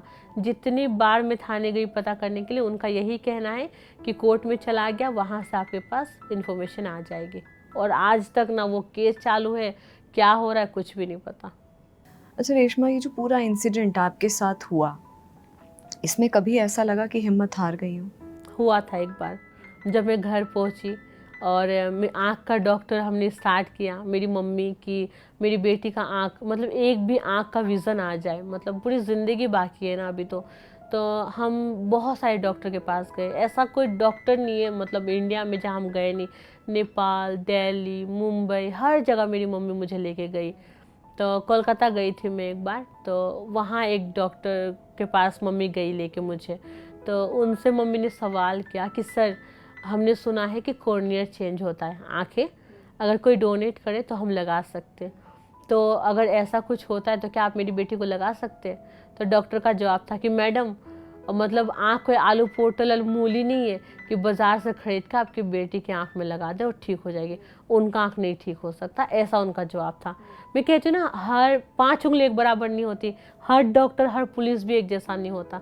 मुझे बिल्कुल भगवान जैसा एक डॉक्टर भी मिला जिनके वजह से आज मुझे ये विज़न है, वो भी मैं बताती हूँ। तो वहाँ से जब मैं वापस आई तो मुझे यही था कि डॉक्टर ने जब ऐसा बोल दिया तो शायद अब मैं कभी ठीक नहीं हो सकती, ये मेरे दिल में आया। घर आने के बाद मैंने सोचा कि मैं सुसाइड कर लूँगी, मैं अब नहीं जी सकती। ये आपने तभी से सोच लिया था जब हाँ, डॉक्टर ने जब मना कर डॉक्टर दिया ने कहा तब मैंने सोचा। लेकिन मेरी मम्मी का कहना था कि तू रो क्यों रही है, आज एक डॉक्टर ने मना किया हम दूसरे के पास जाएंगे, दूसरा मना करेगा हम तीसरे के पास जाएंगे, तीसरा मना करेगा तो हम चौथे के पास जाएंगे। मैं तब तक तुझे लेके जाऊंगी जब तक तू ठीक नहीं हो जाते। मुझे खुद का भी आंख देना पड़ा तो मैं दूंगी, लेकिन तुझे ज़रूर ठीक करूँगी, उनका ये कहना था। लेकिन मम्मी तो हिम्मत दे रही है, लेकिन मेरा था मानना कि जब डॉक्टर और पुलिस ये सब बोल रहा है तो अब कुछ नहीं हो सकता, कि करने वाले तो वही लोग हैं ना। जब वो लोग ही बोले तो नहीं होगा। घर जाने के बाद मैंने सोचा कि मैं सुसाइड करूँगी। लेकिन फिर जब ऐसा कुछ सोचा मैंने, फिर मेरे दिमाग में आया कि सुसाइड मुझे उस टाइम करना चाहिए था जब मेरे ऊपर एसिड अटैक हुआ था। अब तो मेरा घर बिक चुका है, घर का हर एक सामान बिक चुका है मेरे वजह से ना। अब हम रोड पे आ गए हैं। अगर मैं उस टाइम सुसाइड करती तो ये सब कुछ नहीं होता। लेकिन जब अब सब कुछ ख़त्म हो ही चुका है तो अब मैं कुछ अच्छा करके दिखाऊं, है ना। अब कोशिश करती हूँ, देखते हैं कि ऊपर वाले ने जब बचाया है तो कुछ अब करना ही है। और अगर अभी मैंने सुसाइड कर लिया तो सबसे बड़ा सज़ा किसको मिलेगा, मेरी माँ को। उनकी क्या गलती है, वो लड़का तो जीत जाएगा क्योंकि वो तो यही चाहता था कि ये मर जाए, ये कुछ ना करे लाइफ में। तो अगर मैंने सुसाइड किया तो वो जीत जाएगा और मेरी माँ हार जाएगी, सज़ा उनको मिलेगा। तो मैंने बोला ये कभी नहीं होने दूंगी। एक होता ना भगवान की तरफ से, ऊपर वाले की तरफ से आपको एक इशारा मिलता, वो उस टाइम मुझे मिला था। और मैंने वहाँ पे ये डिसाइड किया कि नहीं, मैं सुसाइड नहीं करूँगी। वो चाहता था मैं शादी ना करूँ, मैं करूँगी और मैं लव मैरिज ही करूँगी। और मैं लाइफ में इतना कुछ करके दिखाऊंगी, उससे बड़ा थप्पड़ उसके लिए कुछ नहीं होगा। फिर हम जो है हॉस्पिटल हमने फिर से जाना स्टार्ट किया। पहले मम्मी से हमने बात की कि पहले हम आँख का ट्राई करेंगे, बाद में फेस का। तो आँख का करते करते पता करते एक पता चला हमें चेन्नई के बारे, कि शंकर नेत्रालय हॉस्पिटल है, वहाँ पे कितनी भी बुरी आँख हो वहाँ पे ठीक होती है। वहाँ पहुँची, वहाँ जो मुझे होप मिला ना, तो उसके वजह से आज मैं यहाँ बैठी हूँ। वहाँ गई, डॉक्टर ने मुझे देखा, उनका नाम भी लेना चाहूँगी, डॉक्टर श्वेता अग्रवाल। वो पहली ऐसी डॉक्टर मुझे मिली थी जिन्होंने मुझे जीने का उम्मीद दिया। उन्होंने ऐसे मुझे बिठाया, मेरे हाथ अपने हाथ में लेकर उसने मुझे ये बोला कि बेटा मैं तुम्हें पहले जैसा तो नहीं कर सकती, लेकिन तुम्हें इस लायक ज़रूर बनाऊंगी कि तुम अपना काम खुद से कर सको, तुम किसी पे डिपेंड ना रहो, मतलब खुद का काम तुम खुद पे कर सको, ऐसा तुम्हें हम ज़रूर बनाएंगे। तो वहाँ कहते ना, मतलब डूबते को तिनके का सहारा मिल गया। तो वो एक सहारा मिला हमें और वहाँ से खुशी खुशी हम निकले। वहाँ सारे ट्रीटमेंट स्टार्ट हुआ, 1.5 साल लगे। एक आँख में 9 सर्जरी हुई। सबसे पहले उन्होंने मेरा जो आँख है ना, ये पूरा पूरा खोल कर उन्होंने साफ़ किया। 1 महीने के लिए रेस्ट के लिए भेज दिया। फिर 1 महीने बाद आई तो जो गाल के अंदर का स्किन होता ना, वो उन्होंने काट के निकाला और मेरे आँख में उन्होंने लगाया। 2 महीने के लिए फिर रेस्ट। फिर उसके बाद जो दांत के नीचे का हड्डी होता ना, वो उन्होंने निकाला मेरा, निकाल के इस साइड के दांत के ऊपर उन्होंने लगा दिया।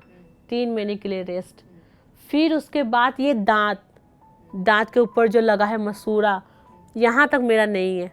डॉक्टर ने दांत मसूड़ा वो सारा यहाँ तक काट के निकाल के मेरे गाल में चीड़ लगा के यहाँ उन्होंने डाल दिया। ये रख के 3 महीने के लिए ब्लड सप्लाई के लिए उन्होंने छोड़ दिया। फिर 3 महीने के बाद ये निकाल के मेरे आँख में लगाया। तो अभी मैं अगर थोड़ी विज़न है ना मेरा, तो वो दांत से मैं देख पा रही। दांत को सिलेंडर बना के उन्होंने मेरे आँख में लगाया।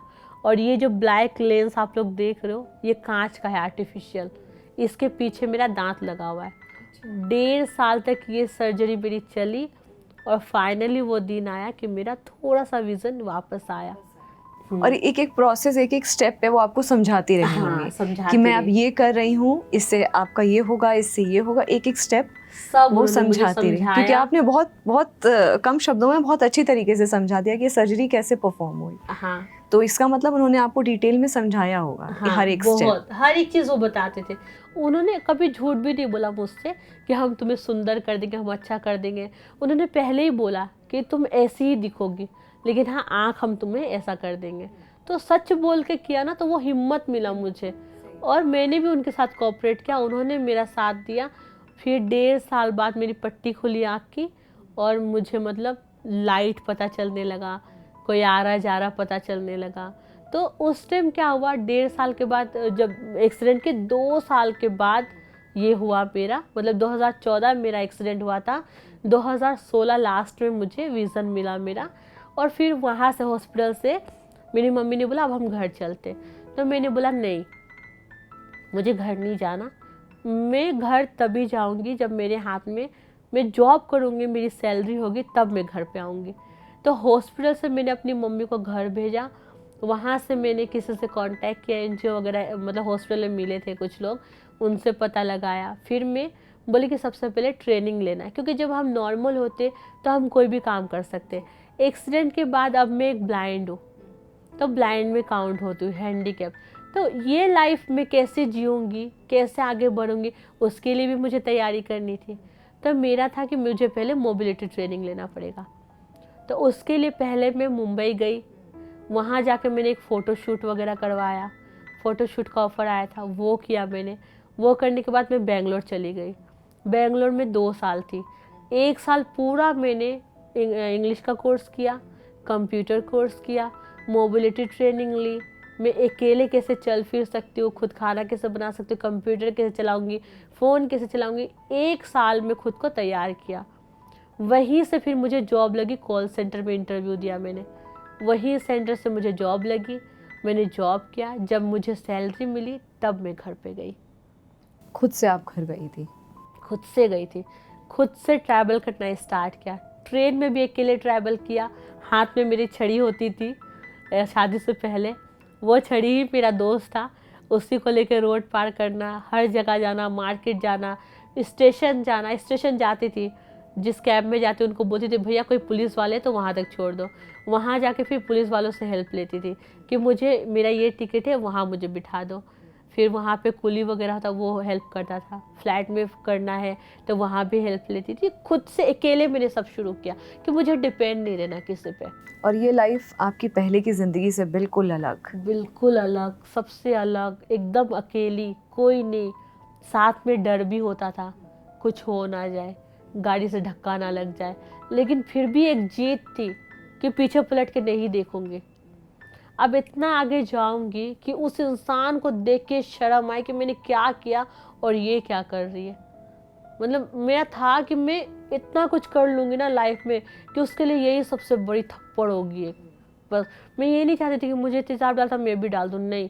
वो चाहता था मैं शादी ना करूँ, मैं करूँगी। वो चाहता था कि मैं कुछ ना करूँ, इतना कुछ करूँगी ना कि दुनिया देख के पहचाने कि देख वो रेशमा जा रही है। रेशमा, आपने बोला कि आप बैंगलोर में भी थी 2 साल, और मुझे लगता है कि आपके हस्बैंड से आपकी मुलाकात बैंगलोर में हुई थी? हाँ, हम फेसबुक पे मिले थे। मैं आपके हस्बैंड को भी बुला लेती हूँ, और मुझे लगेगा, अच्छा लगेगा कि अगर आप दोनों ये कहानी बताएंगे तो वो ज़्यादा अच्छा लगेगा। तो मैं आपके हस्बैंड को भी इनवाइट करती हूँ। तो हमारे साथ रेशमा जी के हस्बैंड हैं अशोक कुमार जी। अशोक जी, आपका भी बहुत बहुत स्वागत है। अशोक जी, बात हो रही थी रेशमा से कि किस तरह से आप लोगों की शादी की बात आगे बढ़ी और किस तरह से आप लोग मिले। और जैसे ये तो अपने दिमाग में बहुत क्लियर थी कि मैं लव मैरिज ही करूँगी, तो मैं इनसे सवाल करूँ उससे पहले आपसे सवाल करूँगी मैं, क्योंकि लोगों के सामने ये तो एक अपने आप में बहुत बड़ा एक जीता जागता इंस्पिरेशन है। आप भी उतने ही बड़े इंस्पिरेशन हैं उन लाखों करोड़ों युवाओं के लिए।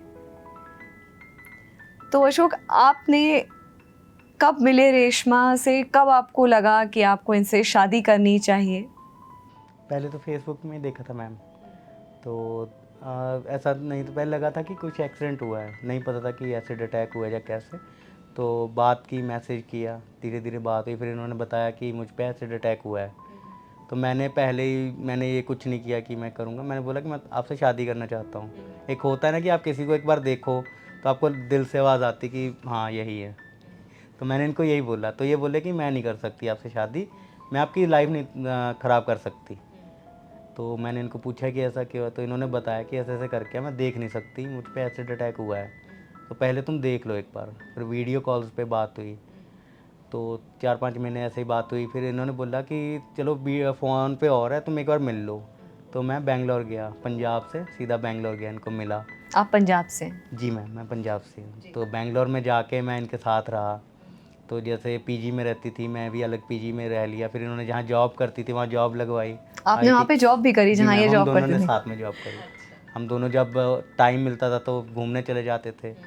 तो एक दूसरे को समझा कि मैं कर सकता हूँ कि नहीं। देखिए मैम, एक ये जिम्मेवारी है। अब जिम्मेवारी लेने से पहले, निभाने से पहले उसको आप करोगे कि मैं कर सकता हूँ कि नहीं कर सकता। तो मैंने इनका साथ, इनको भी होना चाहिए कंफर्टेबल कि ये कर सकते कि नहीं कर सकते। क्योंकि ये नहीं है कि हमने 6 महीने ट्राई किया और हमने छोड़ दिया, वो चीज़ नहीं है। आप पूरी लाइफ आपको एक साथ रहना है, तो पूरी लाइफ आप वो जिम्मेदारी उठा सकते हो कि नहीं। ज़रूरी नहीं कि फाइनेंशियली ही उठानी होती है, एक ये भी होता है कि साथ दे रहे हो आप, कितना साथ दे रहे हो। तो वही हमने बोला, फिर हमने एक दूसरे 1 साल दिया। मैं इनकी फैमिली से मिला। असल में ये मतलब इंटरकास्ट मैरिज है हमारी। बिल्कुल, आप जी, हिंदू हैं, ये ये मुस्लिम है। तो जी। एक दूसरे की फैमिली से मिले, वो बोले कि हमें कोई प्रॉब्लम नहीं है, आप दोनों को साथ रहना है, आप दोनों देखो।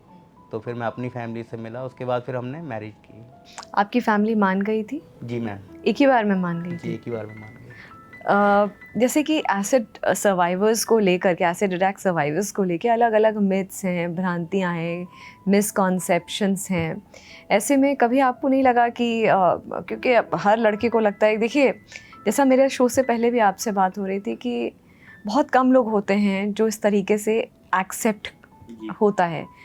इन्होंने भी बताया कि सोसाइटी एक्सेप्टेंस में टाइम लगा, लोगों को, डॉक्टर्स को, पुलिस को, सबको एक्सेप्टेंस में टाइम लगा।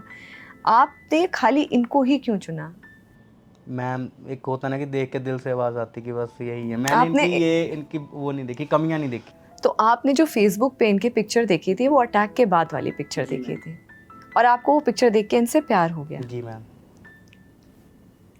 नहीं, ये बहुत इंस्पिरेशनल है, ये बहुत अलग। इनका एक बात जो है मैं ऐड करना चाहूँगी, जब इन्होंने मुझे प्रपोज किया, मतलब इनका मैसेज ऐसा था कि मैं आपसे दोस्ती करना चाहता हूँ, झूठा वाला नहीं सच्चा वाला करना चाहती हूँ, ऐसा इन्होंने मैसेज भेजा था मुझे।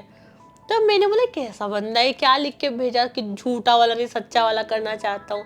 तो फेसबुक वगैरह में तो मैसेज आते ही है, तो हम इग्नोर करते। 1 हफ्ते तक मैंने उसको देखा ही नहीं। बाद में पता नहीं क्या दिल हुआ, मैंने फिर देखा, फिर बातचीत स्टार्ट हुई। फिर जब इसने प्रपोज किया कि शादी करना है, तो मैंने बोला कि फोटो देख के सिर्फ मत बोलो शादी करना है, वीडियो कॉल पे देखो मुझे कि मैं कैसी दिखती हूँ, फिर तुम बोलना। तो बोला हाँ करो, कोई बात नहीं।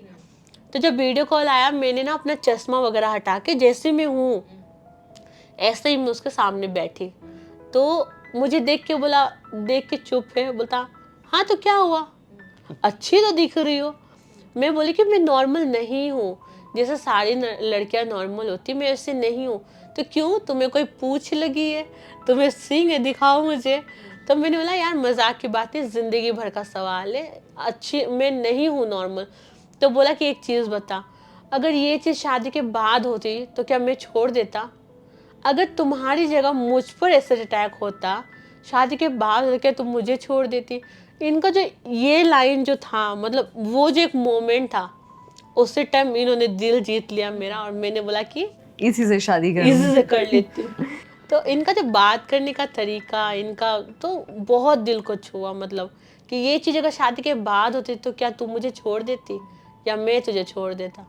तो उसी टाइम हमने सोचा कि नहीं। और आपकी इंटरकास्ट मैरिज है? हाँ, इंटरकास्ट। तो अब आप जब शादी को, कितना समय हो गया आपकी शादी को? 6 साल हो गए हैं, और आपका बेटा भी 4 साढ़े 4 साल का। साल का। तो कभी ऐसे रिलीजन को लेकर के कुछ आपके घर में कुछ ऐसा रहता है कि अलग अलग मान्यताएं हैं? क्योंकि नहीं, हम दिवाली भी साथ में खुशी खुशी मनाते हैं, हम ईद भी मनाते हैं, मैं रोज़े भी रखती हूँ, मैं करवा चौथ का व्रत भी रखती हूँ। सबसे अच्छी बात, जहाँ मैं रहती हूँ पूरे बिल्डिंग में मैं एक मुस्लिम हूँ, सब हिंदू है, अलग अलग कास्ट के, पंजाबी है। हम सभी एक साथ मिलके हर प्रोग्राम मनाते हैं। कभी भी किसी ने ये नहीं कहा ये मुस्लिम है या वो हिंदू है, नहीं। ना हमारी फैमिली में कभी ये प्रॉब्लम हुई, ना किसी रिश्तेदारों में। हाँ, कुछ कुछ रिश्तेदार ऐसे थे जब एक्सीडेंट भी हुए थे, तो ये तो ओ बेचारी क्या हो गया है, हाँ ऐसा क्यों कर दिया, रेप करके छोड़ देता, एक हाथ पैर काट के छोड़ देता, चेहरा तो ठीक रहता लड़की का। रिश्तेदारों का ये कहना था। और मेरा जो खुद का बाप था, उन्होंने इसके साथ ऐसा हुआ ना, धंधा करती होगी ये, तभी इसके साथ ऐसा हुआ है। मेरा खुद का बाप, जिसने मुझे, आज वो दुनिया में है नहीं, 2 साल पहले वो देहांत हुआ उनका, लेकिन वो चले गए, लेकिन बचपन से लेके अभी तक दिल में उन्होंने इतना करवाहट दिया है ना मेरा, कि दुनिया में मैं उस इंसान को इतना, मतलब जिसने तेजाब डाला ना, मैं उससे इतना गुस्सा नहीं हूँ उससे, मैं, वो मेरा इतना बड़ा दुश्मन है जितना मेरे खुद के पापा है। तो मेरे दिल में ना बचपन से उन्होंने कभी हमें खुशी का एक पल नहीं दिया, जाते जाते उन्होंने हमें बहुत दुख दिया। मतलब उनका भी यही कहना था, धंधा करती होगी तभी तो तेजाब डाल दिया। देखिए खुद का नजरिया, बाप, बिल्कुल अपना अपना नजरिया। नजरिया होता अब है ये। मुझे पता था जी, कि मैं क्या करती थी, बिल्कुल। मेरे घर वालों को पता है कि मैं क्या करती थी, जिनके साथ मैं रहती थी उनको पता है। मुझे दुनिया को सर्टिफिकेट सफाई नहीं देने की देना, जरूरत है ही नहीं, सर्टिफिकेट। बिल्कुल। अब देखो कोई लड़की जीन्स पहन के जा रहा, टाइट जीन्स पहन के जा रही है, लड़कों को फंसा रही, साड़ी पहना, कमर दिख रहा लड़कियों को। अरे भाई, लड़की सुंदर कपड़े पहन रही, साड़ी पहन रही, जीन्स, तो क्या इनवाइट करी लड़कों को कि आ मुझे आके छेड़? ऐसा तो नहीं है ना। हमारी शौक है, वो हमारी चॉइस है। कपड़े गंदे नहीं होते, लोगों की सोच गंदी होती है। लोगों की जो यहाँ जो सोच होती है ना, वो बदल जाए तो काफी चीजें हमारे समाज में सुधर सकती है। नहीं, अच्छी बात आपने बोली कि अगर दिमाग सही दिशा में चलेगा, इसीलिए यही तो पर्पस है जो हम यहाँ पे बैठ करके आज इस स्टूडियो में इस तरह की बातें कर रहे हैं। हम जागरण मंथन पर एनालिसिस मंथन कर रहे हैं, एक सिचुएशन के बारे में बात करें, एक इंसिडेंट के बारे में बात करें, 360 डिग्री पर्सपेक्टिव लेने की कोशिश कर रहे हैं। हमारा मकसद यही तो है कि कुछ चेंज ला पाएँ हम सोसाइटी में, कुछ देखने के नज़रिए में, कुछ सोचने के नज़रिए में, कुछ समझने के नज़रिए में। मैं आप दोनों से ये सवाल करूँगी, रेशमा पहले आपसे करूँगी कि एसिड अटैक सर्वाइवर्स को लेकर के मिसकॉन्सेप्शन, भ्रांतियाँ, मिथ क्या है जिनका आपको सामना करना पड़ा? सबसे पहले तो यही था कि सामने कोई ना, स्टार्टिंग में ऐसा होता था, अगर किसी ने देख लिया ना तो मुंह फेर लेते थे। मतलब उनको घिन आती थी हमें देख के। समाज में जल्दी एक्सेप्ट नहीं करते ऐसे लोगों को। जॉब के लिए जहाँ जहाँ ट्राई किया था, अरे नहीं सर, आप इनको जॉब में रखेंगे तो हमारा दिन का शुरुआत इनका फेस देख के होगा, दिन हमारा बहुत खराब जाएगा, ऐसे सुनने में आता था। तो फेस देख के जॉब भी नहीं मिलती थी, कि चेहरा देख के हमारा वो दिन नहीं शुरू करना चाहते। जहाँ जॉब लगी थी वहाँ अगर बैठ के मैं खाना खा रही हूँ और सामने अगर कोई आकर बैठ के खाना खा रहा है, उसने मुझे देख लिया तो वो सामने से उठ के चला जाता। मुझे देख के वो खाना भी नहीं खा सकता, उनको घिन आती है। तो बहुत सारी, से बाहर भी कहीं गई तो किसी औरत ने अपने बच्चे का फेस ढक लिया कि मेरे बच्चा देख के डर जाएगा। अभी भी जैसे मैं यूट्यूब में, इंस्टाग्राम में वीडियो बनाती तो काफ़ी सारे कमेंट आते कि अरे मैं खाना खा रहा था, तेरी वीडियो आ गई, मुझे तो उल्टी आ गई तुझे देख के। मेरा पति मेरे साथ बैठ के खाता है, मेरा बच्चा मेरे साथ आपको देखता है। हाँ, उनको क्यों उल्टी नहीं आती? उनको क्यों डर नहीं लगता? कहते कि अरे ये ना अचानक रात को हमारे सामने आ जाएगी, हम तो डर से मर जाएंगे। नहीं नहीं, देखिए मेरा तो 4 साल का बच्चा है, वो तो मेरी छाती में लग के सोता है, उसको क्यों डर नहीं लगता? मेरे पति को क्यों डर नहीं लगता? छोटे छोटे बच्चे हमारे घरों में, उनको मुझसे क्यों डर नहीं लगता? क्योंकि उनकी परवरिश और तुम लोगों की परवरिश में बहुत फर्क है। हम जैसे माहौल में रहते ना, हम जैसी चीजें देखते, हम जो अपने बच्चों को सिखाते वो वही सीखते। हमारे समाज में एक ये है ना कि बेटी बचाओ बेटी पढ़ाओ। मेरा मानना है इन सबसे ज्यादा जरूरी है अपने बेटों को समझाओ। बेटी बचाओ बेटी पढ़ाओ जरूरी है, सबसे ज्यादा जो जरूरी है अपने बेटों को समझाओ। क्योंकि हम उनको समझाएंगे नहीं, हम उनको ये समझाना जरूरी है, अपने बहन के लिए तुम अगर शेर बनते हो ना, तो दूसरी की बहन बेटी के लिए भी तुमको शेर बनना है। तुम एक रास्ते में अगर चल रहे हो, तुम्हारे सामने कोई लड़की जा रही है, तो उसको तुमसे डर नहीं लगना चाहिए, उससे बल मिलना चाहिए कि मेरे पीछे एक बंदा चल रहा है तो मुझे आगे कुछ नहीं हो सकता। तो वैसा इंसान सिर्फ अपने बहन के लिए मत बनो, बाहर जो बहन है उनके लिए भी बनो। तो ये सब ज़रूरी है जो हमें चेंजेस लाने। जैसे मेरे बेटा मुझे बचपन से देख रहा है ऐसे, जब मैं प्रेग्नेंट थी तब मुझे डर था कि बच्चे मुझे देख के कहते थे कि भूत वाली आंटी आ गई, भूत वाली आंटी आ गई, ऐसे मुझे बोलते थे बच्चे। तो मैं सोचती थी कि अभी मैं प्रेग्नेंट हूँ, मेरा बेबी होगा, तो क्या मेरा बच्चा भी मुझे भूत वाली मम्मी बोलेगा? मैं ये सोच के बहुत रोती थी। लेकिन जब मेरा बेबी हुआ, जब मेरे पास वो आया, और जब मैं देखती कि वो मुझे ना देखे तो रह ही नहीं सकता, वो मेरा ही दूध पिएगा, मेरे साथ रहेगा। तो एक माँ जो होती है दुनिया की सबसे खूबसूरत औरत एक बच्चे के लिए होती है। माँ बदसूरत हो, सुंदर हो, कुछ भी हो, बच्चे के लिए माँ ही होता है। तो उसका एक नज़रिया जो बचपन से देखते हुए आ रहा है, उसकी वो परवरिश। अभी मेरी ऐसा वो कोई देख लेना तो उसको जाके हाथ पकड़ के आंटी बोल के बात करता। बाकी कोई बच्चा देख के भागेगा, लेकिन मेरा बेटा कभी नहीं भागेगा। आपका अशोक कैसा, मतलब समाज की तरफ से या मतलब एसिड सर्वाइवर्स की तरफ जो रवैया है समाज का, आपका कैसा एक्सपीरियंस रहा है इस पूरी जर्नी में रेशमा के साथ? इन 6 सालों की खूबसूरत जर्नी, आपका बेटा भी है 4.5 साल का, कैसी ये जर्नी रही और समाज का क्या पर्सपेक्टिव है? समाज में हम देखिए, हमारे किसी की सोच नहीं बदल सकते। अगर 10 लोग खड़े ना, तो ज़रूरी नहीं कि उनकी सबकी सोच एक जैसी है और सभी आपको एक नज़र से देख रहे हैं, तो हम वो नहीं बदल सकते। जब भगवान के आप एक मंदिर में जाते हो, आपने देखा होगा कि वहाँ करोड़पति भी जा रहा है और भिखारी भी जा रहा है। भगवान तो मंदिर के दरवाजे नहीं बंद कर रहा ना। जब वो जो पैदा करने वाला नहीं हम पे भेदभाव कर रहा, हम कौन होते हैं? लेकिन वही है कि सोच है, सबकी परवरिश है, उसमें नहीं कर सकते भेदभाव। कभी आपको ऐसा सामना करना पड़ा कि आपसे बोला अरे अशोक तुमने कहाँ शादी कर लिया, ऐसे किसी ने बोला कभी आपसे, आपके दोस्तों में, सोसाइटी में, खासकर ये रिश्तेदारों की बात कर रहे हैं हम, रिश्तेदारों में ऐसा कभी कुछ? कुछ होता है मैम, सोसाइटी ही है, रिश्तेदारों में तो नहीं कभी किसी ने बोला। सोसाइटी में कई बार बोलते यार क्यों ऐसे हो गया, तुम और शादी कर लो, लेकिन हम इग्नोर कर देते हैं। हमें पता है कि हम, मेरी लाइफ है, मुझे पता है मैं क्या कर रहा हूँ। मैं बच्चा नहीं कि मुझे कोई समझाएगा। मैं हाँ सुन लेते हैं, हम इग्नोर कर देते हैं कि कोई नहीं, ठीक है भाई। कि समाज है, वही मैंने बोला, ओपिनियन सबकी अलग अलग होती हैं, लेकिन इसमें सबसे ज़्यादा ज़रूरी होता है कि आपका एक ऐसा, आपके साथ जो आपका हमसफ़र हो, वो समझदार हो, वो आपको समझता हो और आप निभा रहे हो खुशी खुशी एक दूसरे के साथ। रेशमा, अभी आप जॉब कर रही हैं? जी मैम। कहाँ जॉब कर रही हैं आप? HDFC लाइफ में। अच्छा, और फ्यूचर में आप रेशमा क्या करना चाहती हैं? मैम मैं एक मोटिवेशनल स्पीकर हूँ और मैं यही बनना चाहती हूँ। आगे आपका ये आप यही एक ड्रीम है मेरा कि मैं एक बड़ी यूट्यूबर बनूँ। क्योंकि मेरा जब एक वीडियो पोस्ट होता है, उसमें जब कमेंट आप देखोगे कि दी आपको देख के हमें हिम्मत मिलता है। मैं अपनी ज़िंदगी से हार चुकी थी, लेकिन जब आपको देखा ना तो ये हुआ कि जब आपके साथ इतना कुछ हो गया, आपने आज तक हार नहीं माना, तो हमारी प्रॉब्लम तो आपके सामने बहुत छोटा है। हम तो और भी बहुत कुछ कर सकते हैं। कमेंट आता है कि दीदी कल मेरा एग्ज़ाम था, मैं सोची कि मैं नहीं पास होंगे, मैं सुसाइड कर लूँगी। लेकिन जब आपका रील मेरे सामने आया, मैंने देखा आप तो देख भी नहीं सकते, इतना कुछ कर लेते हो, तो क्या मैं नहीं कर सकती? मैं तो टॉप करूँगी।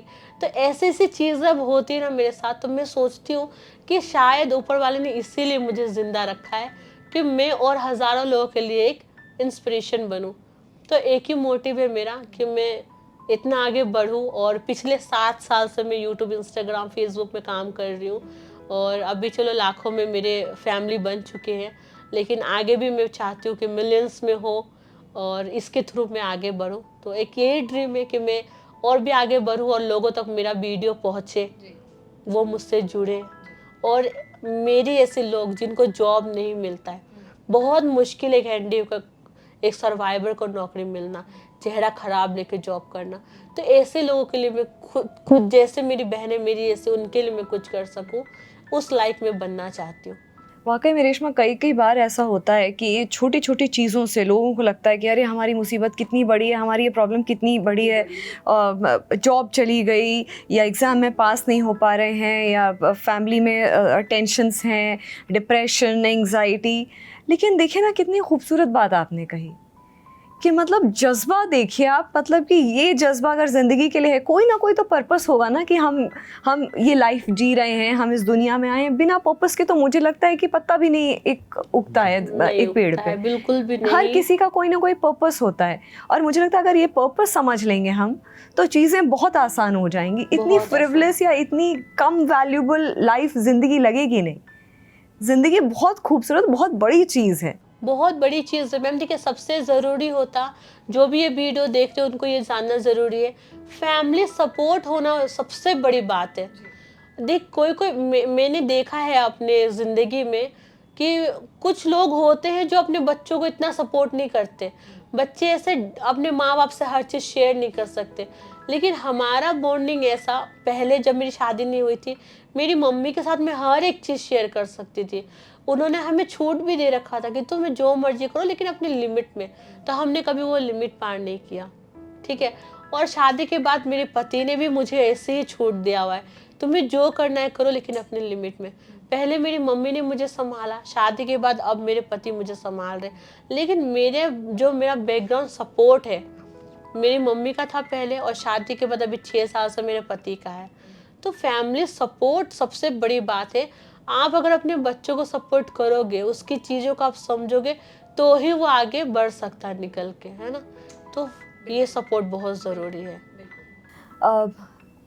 अशोक, आपसे मैं पूछूंगी कि ये जो पूरा केस है, जो मेन कल्प्रिट है वो, क्योंकि रेशमा वाकई में ये एक दिल में एक बहुत इन्होंने बहुत अच्छे शब्दों में हालांकि बोला, लेकिन कहीं ना कहीं एक रहता है ना कि यार इतना बड़ा हादसा हो गया और जिसने जो मेन कल्प्रिट है उसको तो सज़ा भी नहीं हुई।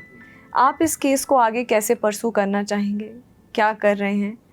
क्योंकि आप इनके बेटर हाफ हैं और जिस तरह के सपोर्ट आप इनको दे रहे हैं, मॉरली सपोर्ट दे रहे हैं, साइकोलॉजिकली सपोर्ट दे रहे हैं, इमोशनली सपोर्ट दे रहे हैं, आप ये केस आगे परसू करना चाहेंगे? किस तरह से परसू करना चाहेंगे? कानून में रह के होगा मैम, कोर्ट में जाएंगे, ट्राई करेंगे कि दोबारा से। किया था मैम, लेकिन वहाँ पे हमें पेपर प्रॉपर नहीं है, उन्होंने FIR जो होती है प्रॉपर नहीं लिखी हुई। अब आप कभी भी कोर्ट में जाओगे तो वो आपकी ज़ुबान नहीं मानते, वो मानते आपके पास डॉक्यूमेंट क्या है लिखा हुआ मानते। तो वही वहाँ पे प्रॉब्लम आ जाती है। कोशिश बहुत की है हमने, घूमे हैं हम कि कुछ ना कुछ मिल जाए, लेकिन नहीं हो पाए क्योंकि पहले से उन्होंने नहीं किया था। अभी फ़िलहाल उसके अब वो वीडियो देखता होगा, उसके मुंह पे ये थप्पड़ी है, अब डेली मरता होगा वीडियो देख देख के, वो तो डेली सज़ा मिलती होगी उसको। तो बाकी कहते हैं ना कि भगवान देखता है सबको एक दिन, तो उसको भी देखेगा। मगर आप लीगली आप इसका सहारा लेकर के, मुझे लगता है बहुत ज़रूरी है कि एक सिस्टम जब बना हुआ है, एक पुलिस का सिस्टम है, एक लीगल का, एक जस्टिस का सिस्टम है, और जस्टिस के लिए बहुत मेहनत करती है। जस्टिस तो इतनी आसानी से मिलता भी नहीं है। मेहनत तो मेहनत मैम, आपके पास पैसे भी होना चाहिए। अगर आप कोई कानूनी आप लड़ाई लड़ना चाहते हो तो आपका जेब इतना गर्म होना चाहिए, और हमारी इतनी हैसियत है नहीं। हम हैं दिन कमाने दिन खाने वाले लोग, हम सैलरी पे डिपेंड रहते हैं। हम इतना, हमारी इनकम है नहीं कि हम कोर्ट कचहरी में डाल सकें। मैंने NGO का सपोर्ट लिया था पहले, लेकिन अब मैं नहीं ले रही हूँ, क्योंकि उसमें भी काफ़ी सारी चीज़ें हैं। सब NGO एक जैसे नहीं होती है, NGOs के भी अलग अलग कैटेगरीज होते हैं। तो अभी 9-10 सालों में बहुत सारी चीज़ें मैंने झेले हैं, NGO के थ्रू भी बहुत सारी चीज़ें हुई है, तो इसलिए मैं अब दूर रहती हूँ थोड़ा सा। तो आपने ये चीज़ें वक्त पे और समय पे छोड़ रखा बहुत है। चीज़ें हुई है। नहीं, आपने अभी ये जो केस है ये वक्त और समय पे अशोक और क्योंकि मैम हमारे पास रेशमा और कोई चारा नहीं है।